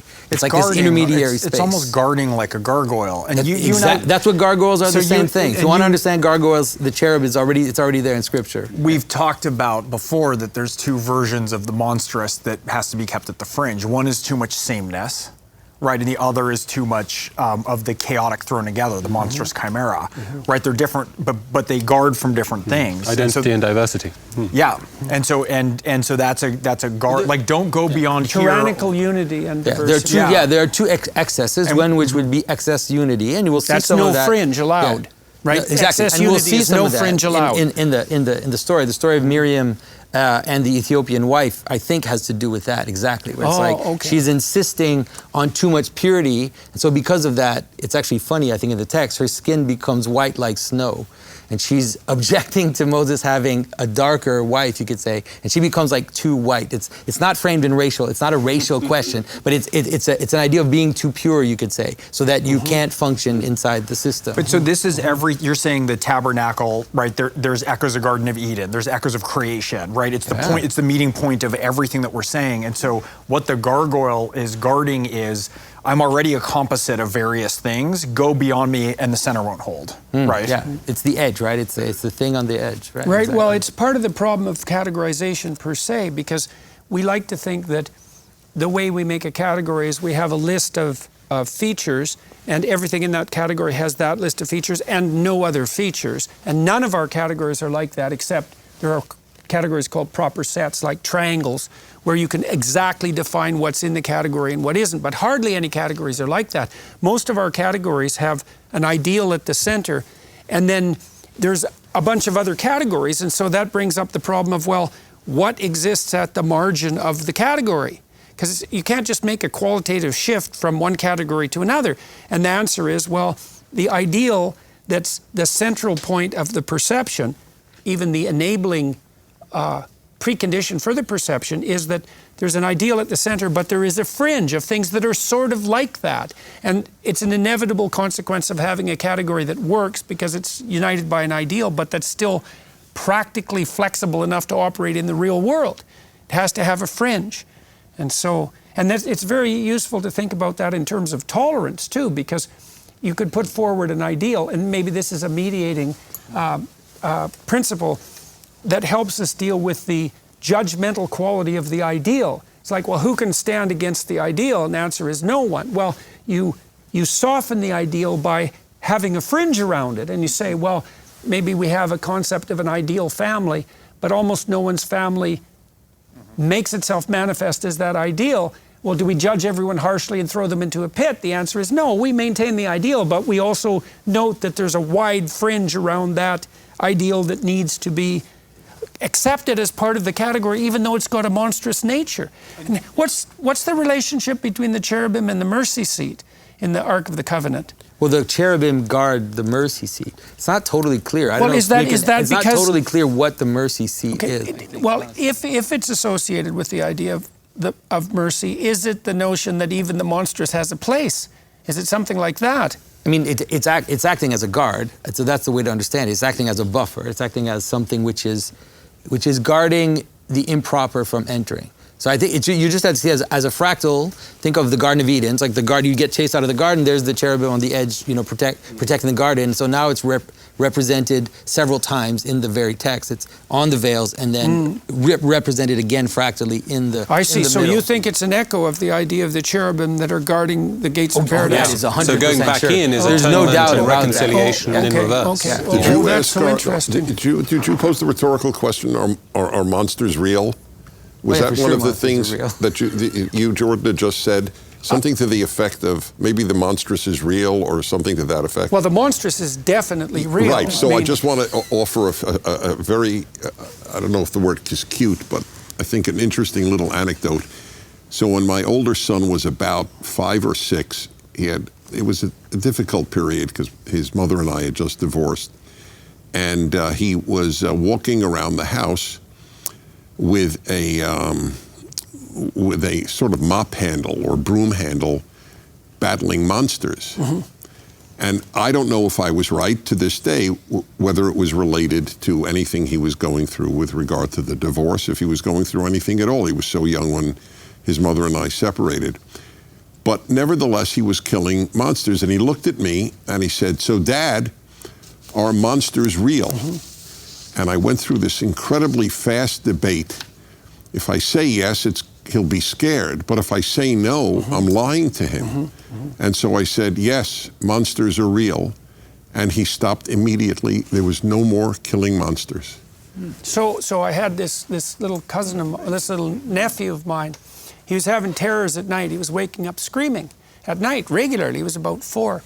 And during the day, he was running around with a night hat on and a sword, and he'd go to sleep with this. And one day, I was over at his parents' house when he was having these night terrors, and one day he woke up, and I was watching him zip about, and there was a fair bit of trouble in the family at that point, by the way. And I asked him, he recounted a dream at the breakfast table, and he said, it's been a long time since I remembered this, he said, he was out in the middle of the field, and there was all these beaked dwarves that were jumping up at him and biting him. And so they only came up to his knees, and he said they were covered with hair and they had a cross shaved on the top of their head, sort of greasy hair, and they were biting him, and there was hordes of them, and he was trying to battle off all of these dwarfs, these horrible dwarfs. And then he looked in the background, and he could see a dragon in the background, and the dragon was breathing out smoke, and the smoke was turning into these dwarves. And so this is such a brilliant image, because he's being beset by a multitude of problems, and then there's a monstrous form in the background that's generating the forms. And I said, and this was purposeful, I said, what could you do about that? And he kind of lit up. It was so interesting because everybody at the table was just absolutely transfixed by this dream that this 4-year-old had had. It's like, whoa, you know. And so he said, I would get my dad. I would take my sword and I would go poke out the eyes of the dragon, and then I would go down into its belly, I'd go down its throat, and I would find the box where the fire came out, and I would cut open the box to destroy it. I'd make myself a shield out of the box. And I thought, oh my God, kid, that's so brilliant. But it was so interesting because by asking him what he would do about it, I suggested to him that he could take arm against a sea of troubles, right? And then this whole mythological story just snapped into his imagination. And you might say, well, where did it come from? I mean, he'd watched Disney movies, and his parents had read all sorts of stories to him, and he was already running around like a little knight. But you think he got this whole story is that you go right into the belly of the beast, right down into the darkest place where the fire itself emerges, and it's out of that you forge a shield. And this is God's honest truth. And I asked his mother repeatedly after that. He never had another episode of night terrors in his life. And it's because he catalyzed identification with the hero. And then you say, well, does the monstrous exist? There's a little kid's book that I used to read to my undergraduates called There's No Such Thing as a Dragon. And I look at dragon. There's a great book on dragons. Dragon is tree, cat, snake, bird. They're all classic primate predators. And what a dragon is an amalgam of predation itself. And so you might say, well, there's no such thing as a dragon. It's like, all right, smarty pants, is there such a thing as a predator? It's like, well, yes. It's like predator, dragon, same word. A predator is an amalgam of the features of specific predators. And so a monster, a dragon, is the predator as such. And part of the human religious enterprise is to determine what stance to take, not to a predator, but to the predator as such. And then it's not only the dragon as a biological entity, a predatory bird, a cat, a snake, something that breathes fire, but it's even more than that because it's elevated up into something satanic, because the worst predator isn't just the predator of the body. The worst predator is the predator of the spirit. And so all of that's predicated on the idea that there is such a thing as monsters, and that we can take the proper stance in relationship to them. Think of the child, though, like in terms of this story. Think of what he did. He went into the monster. He turned the monster into a shield. That's the exact image we have in the text, which is that the hybrid acts as a shield. In its proper function, acts as a shield between things. And the gargoyle plays the same function on a church. It's like this outer monster, it gets turned, becomes a... Okay, so why is it a shield? Why is the monstrous precisely a shield? I can understand it as a border image. Inoculation. You know? It's the border. There you go. Yeah, that's right. That's right. It's the staff with the... what has to do with the serpent as well. You wisely avoided the word vaccination. I paused. I was like, what company am I? Who's sitting around this table with me? Yeah. So you think the monstrous gives you an opportunity to practice that courageous advance? Yeah, G.K. Chesterton has a line somewhere where he says something like, the point of the story of St. George and the dragon is not to convince children that dragons are real, but that dragons can be defeated. Right. And to convince children that they can embody the spirit of St. George. Right. Yes, definitely. We mock them at our peril. There's well, look. One of the things we know from the psychotherapeutic endeavor of the past 100 years is that if you invite people to take the stance of courageous approach to those things that they're afraid of or disgusted by, both, because it works for obsessive-compulsive disorder as well, if you can put them in proper relationship to those things, which is courageous advance, they don't get less afraid. They get braver, and that generalizes. And that's a universal, what would you say? That's a universal emergent observation across classes of psychotherapeutic practice. So the Freudians will re-expose people to their childhood traumas, for example, voluntarily. And the behaviorists will just take you out and have you confront as much as you can something that you're afraid of. And that catalyzes a process of psychological transformation that generalizes. You get braver. You develop a more... So where is this nonsense in our society about safety? come from? The fact that psychologists aren't up in arms about this very thing is an indication of the immense terror and cowardice that the whole enterprise is now laboring under. Because one thing every single psychotherapist worth his or her salt knows is that you do not protect people from what they're afraid of. You find the edge, you find the monstrous edge, and you invite them to participate in dancing on that edge, and that's curative. You know, the prudishness around art, bizarrely coming from the left now, right, is somebody where, like the left, it should be when they're burning copies of Ulysses show up with buckets of water. But it's a similar concern of constraining this prudishness of the hybridization in some way. Because the artists are another version of the hybrid. You have a David Bowie, you have a Prince, you have people from the outside who are moderating and interpreting the chaos and the unknown through a form that then is more pleasing.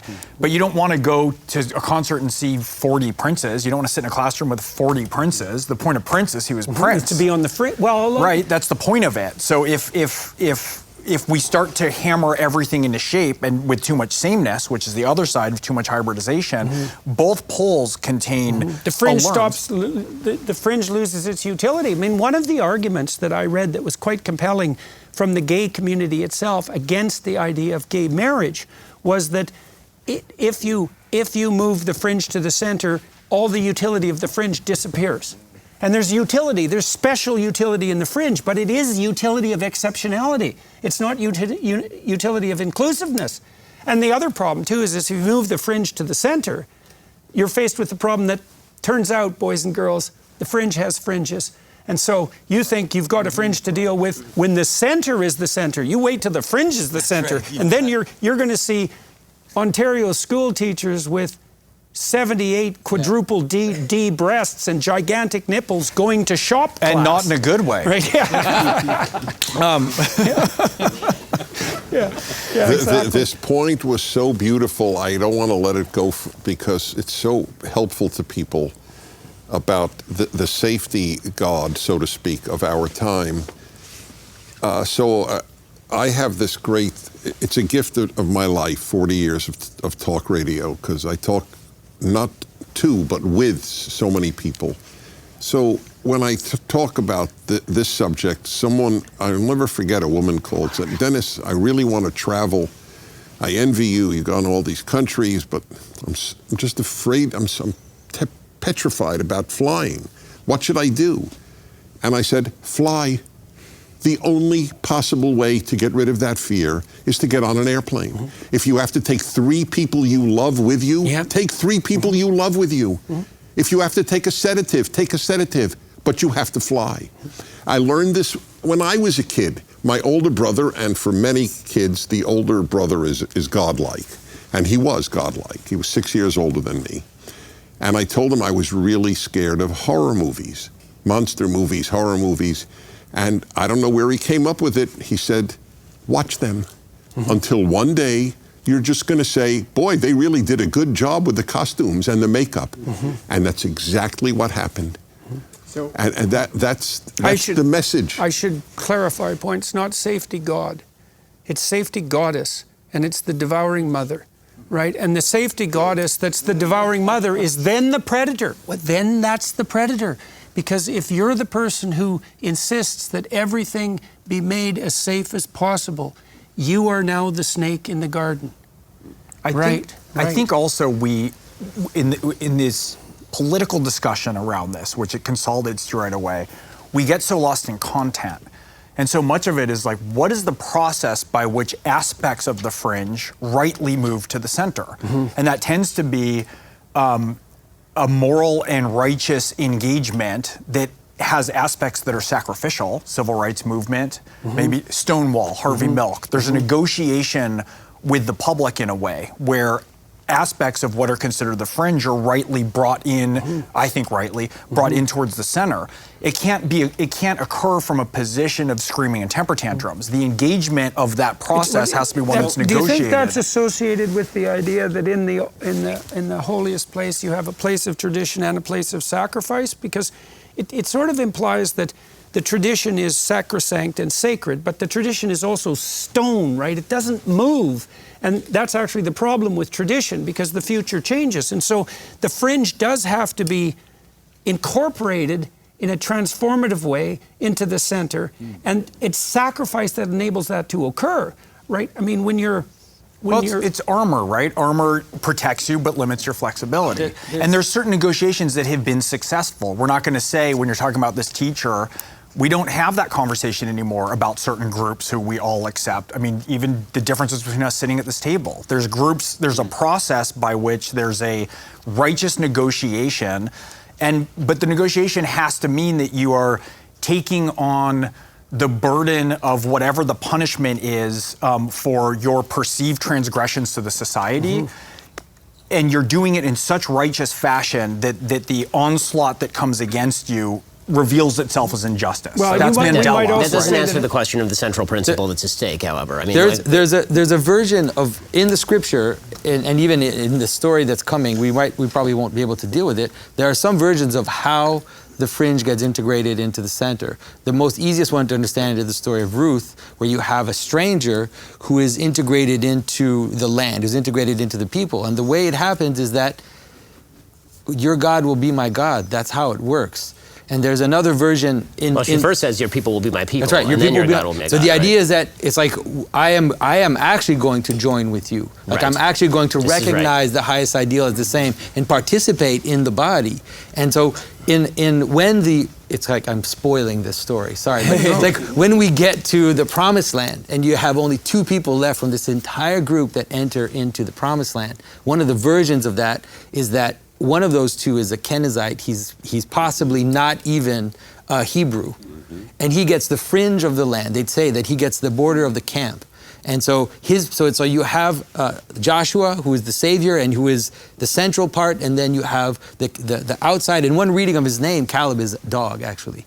And so it's like you have the outside and the inside, and they're all integrated together. It's possible, but for that to happen, it has to be real. It has to be. It also has to be subservience to the system, right? I mean, when you talk about movement with regard to the ark, for example, in this particular story, there is movement to the ark. In fact, one of the most interesting things about the ark is that the staves that are put there to carry it are never to be removed.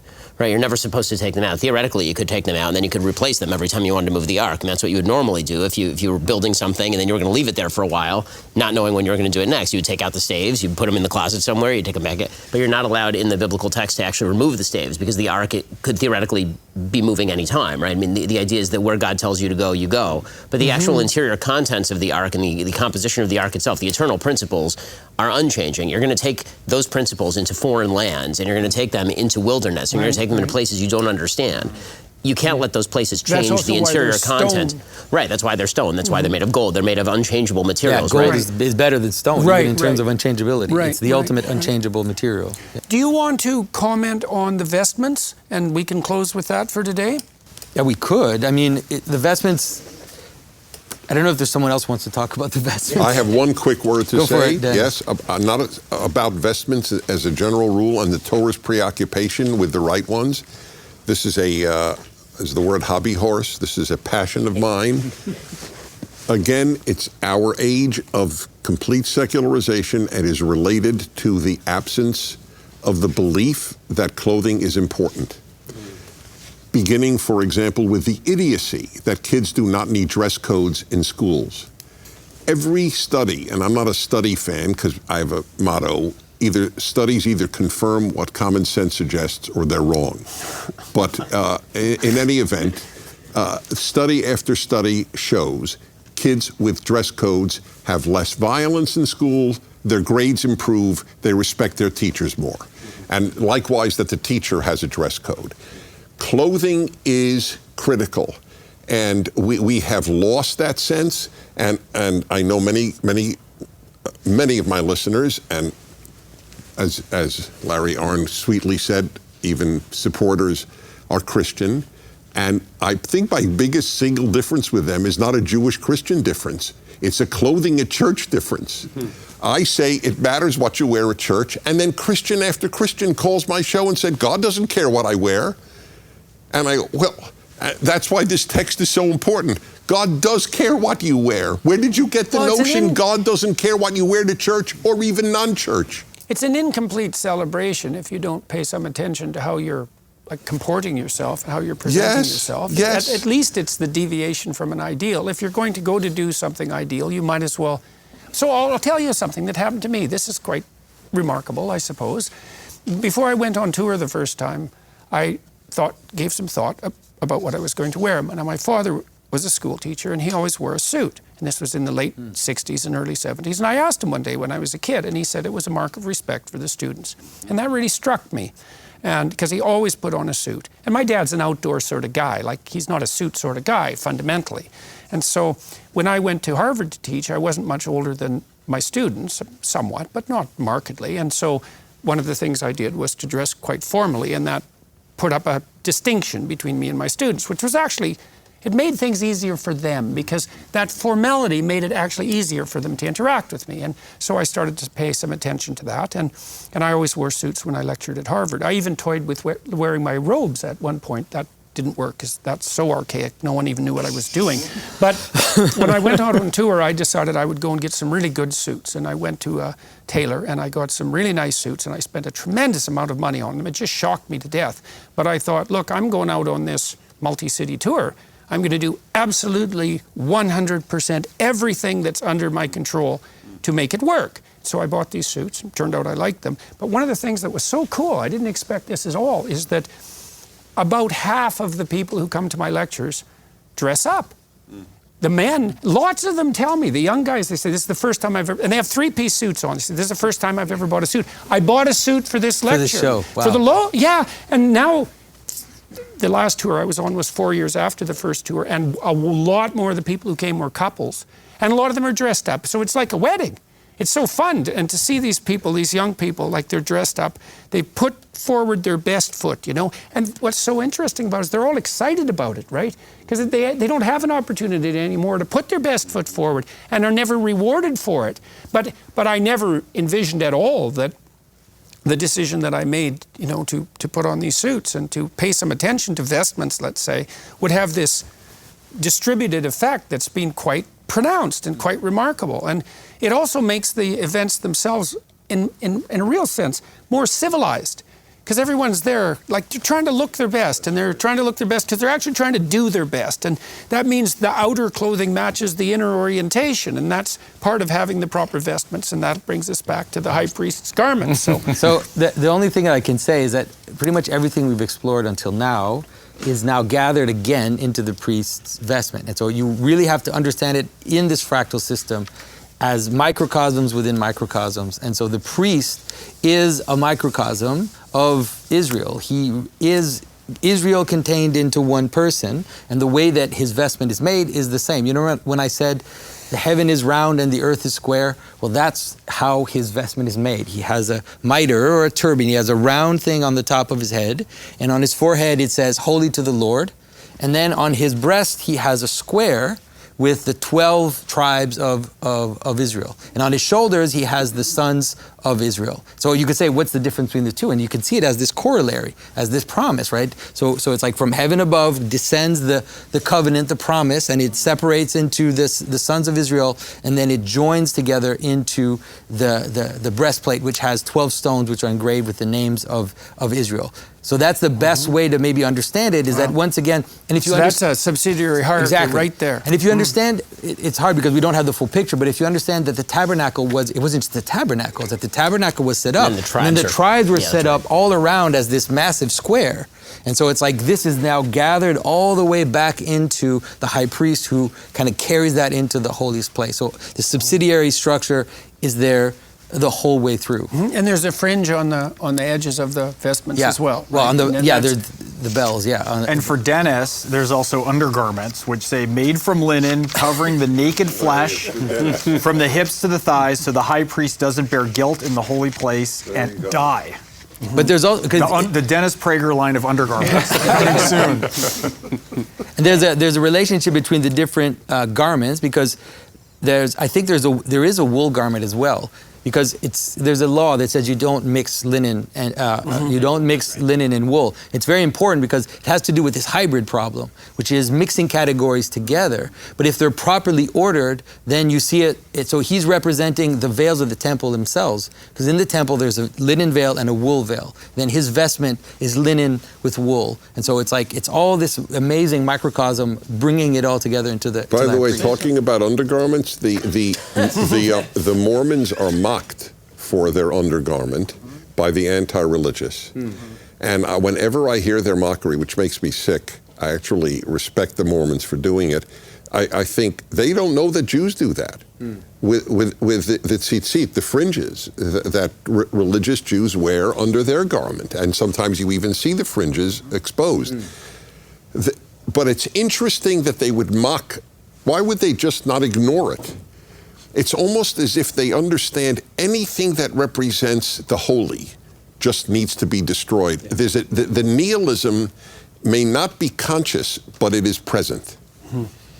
So when it comes to the breastplate, a quick note on that. I mean, when we were talking about diversity inside unity, I mean, that's really what the breastplate represents. And again, the subsidiarity of the Bible, moving from the story of family to the story of tribes to the story of a whole nation. But the tribes aren't dissolved. Right, when they move up the hierarchy, it's not as though the tribes cease to be. I mean, they end up with the ancestral land in the land of Israel, and you end up having all sorts of commandments that have to do with the return of ancestral land over the 49th year. It goes back to the tribe. There are intermarriage rules within the tribes as to how the land stays within its boundaries. And this is really important stuff, particularly in a time where universalistic ideologies tend to predominate. The idea that there must be one rule for everyone. It has to be crammed down with equal alacrity at every single level of government, and that's such a homogeneity. mistake. Yeah, exactly. The homogeneity, and you see it. I mean, that exists all the way from sort of, I would say, radical libertarian, right, which sort of suggests that there should be no rules all the way top, all the way to the bottom, to the communist systems, which suggests there should be a set of very arcane rules that are applied by the top to the very bottom. But that's not how the system was meant to be, because we have different levels of loyalty that rise up the chain, and in the end, what makes us all part of the same breastplate is what goes on the Kohen Gadol, the high priest's headdress, which is that we're holy to God. But it's, again, holy to God, unity underneath that hierarchical purpose allows you to be part of the same breastplate, but you don't disappear into the unity. You don't disappear into the homogeneity. Right. You still have loyalty at lower levels. So say something about the Urim and Thummim, because the Urim is later. Okay, hang on. Larry had a comment, and then we'll turn to that and close with that. This is an extraordinary community with a universal God and particular rules for it. And the rules are contrived to preserve the community, including in its tribes, which is how you inherit and all that. So that's, in other words, you guys don't like the word rational as much as I do, but that's rational. That makes sense, right? Well, again, I think that the rational very often, I mean, Hayek would say this, right? The rational is very often reflective of traditional wisdom, and traditional wisdom is reflected. Yeah, exactly. It's more emergent than it is somebody sat down and constructed the system. They recognized what worked, and traditional wisdom is a form of data.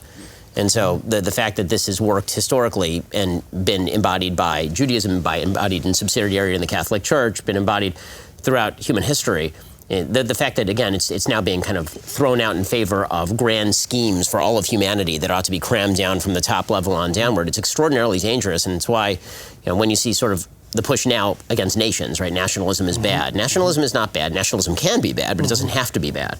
It's bad when it takes the highest place. Right, exactly. Localism is not bad, right? I mean, these are all things that can be very good, as long as, again, there's a series of hierarchically designated goals that aim toward the top. It's bad when it moves to the monstrous too muchness on the other end from the chimera and the gargoyles. That's where it gets bad. But there's a whole rich ground in the middle, right, where those things can flourish. Well, when Adam is enjoined to subdue the world in the Garden of Eden, and subdue means to put everything in its proper place, right? And so the idea is, and this should appeal to Larry, is that if you implement the proper rational order, the rationality is part of the fact that everything is given its proper due, and that's also part of the process of proper naming. Everything in its proper place. Yeah.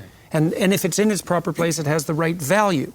And so if the nation becomes God like it did under Hitler, then it's satanic. Yeah. But if it's in its proper place, and that would be subordinate to an order that transcends the national, then it can be a virtuous enterprise, just like the family can be as well. You can always recognize when the system becomes problematic, you can recognize it. It's very simple. If the levels try to compete with each other, that's when it's a problem. So if the higher levels try to eliminate the lower levels, like the community and all these things, then you know something's wrong. If the individual tries to become God and to claim all right to name himself and to just self-exist, then you see that it's wrong. And you can, so it's the inversion. It always has to do. It's like things just have to exist at their level. They have their reason for being. And when they start to compete with the others, it's either revolution or tyranny. See, and that's I always think of the great chain of being in relation to Shakespeare, right? And so in Macbeth, you have the emergence of the witches, the emergence of the grotesque, like tear that contract, break the great chain of being, right? With those are the witches that you don't suffer to live.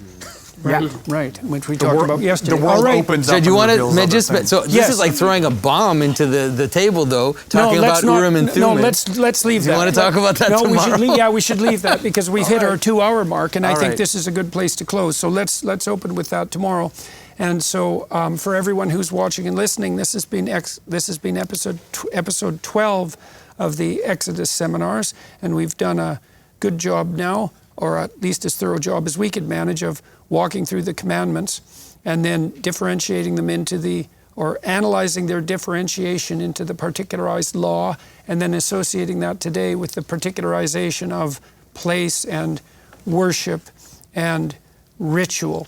And so tomorrow we'll move to the golden calf and progress on through Exodus. And as we progress forward, just so everyone knows, we're going to pull in some of the narrative elements from some of the later books of the Torah that pertain on the continuing adventures of the Israelites in the desert. And so, gentlemen, thank you very much for your participation today. To everyone watching and listening, thank you for your time and attention. To the Daily Wire Plus people who have endeavored to make this all possible and to bring it to a public audience, thanks to all. And so that's it for episode 12. Welcome, Greg and Ben. We're thrilled to have you here, and thanks for your contributions today. Oh, and we're going to lose Larry tomorrow, right? So I will miss you all. We'll miss you too. And thank you very much for being part of this. And so hopefully we'll be able to do something akin to this again. Many things akin to this in the future as we conspire together. Right. All right. Thank you very much.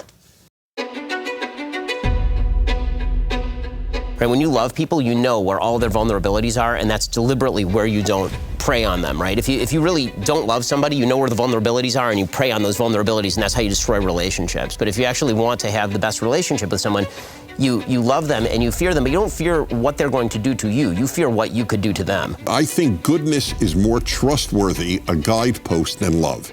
That's what I'm saying. And so what do we make So of do we want to talk about the massacre? Yes, Nobody's definitely. talking about yes, the I was massacre. just going to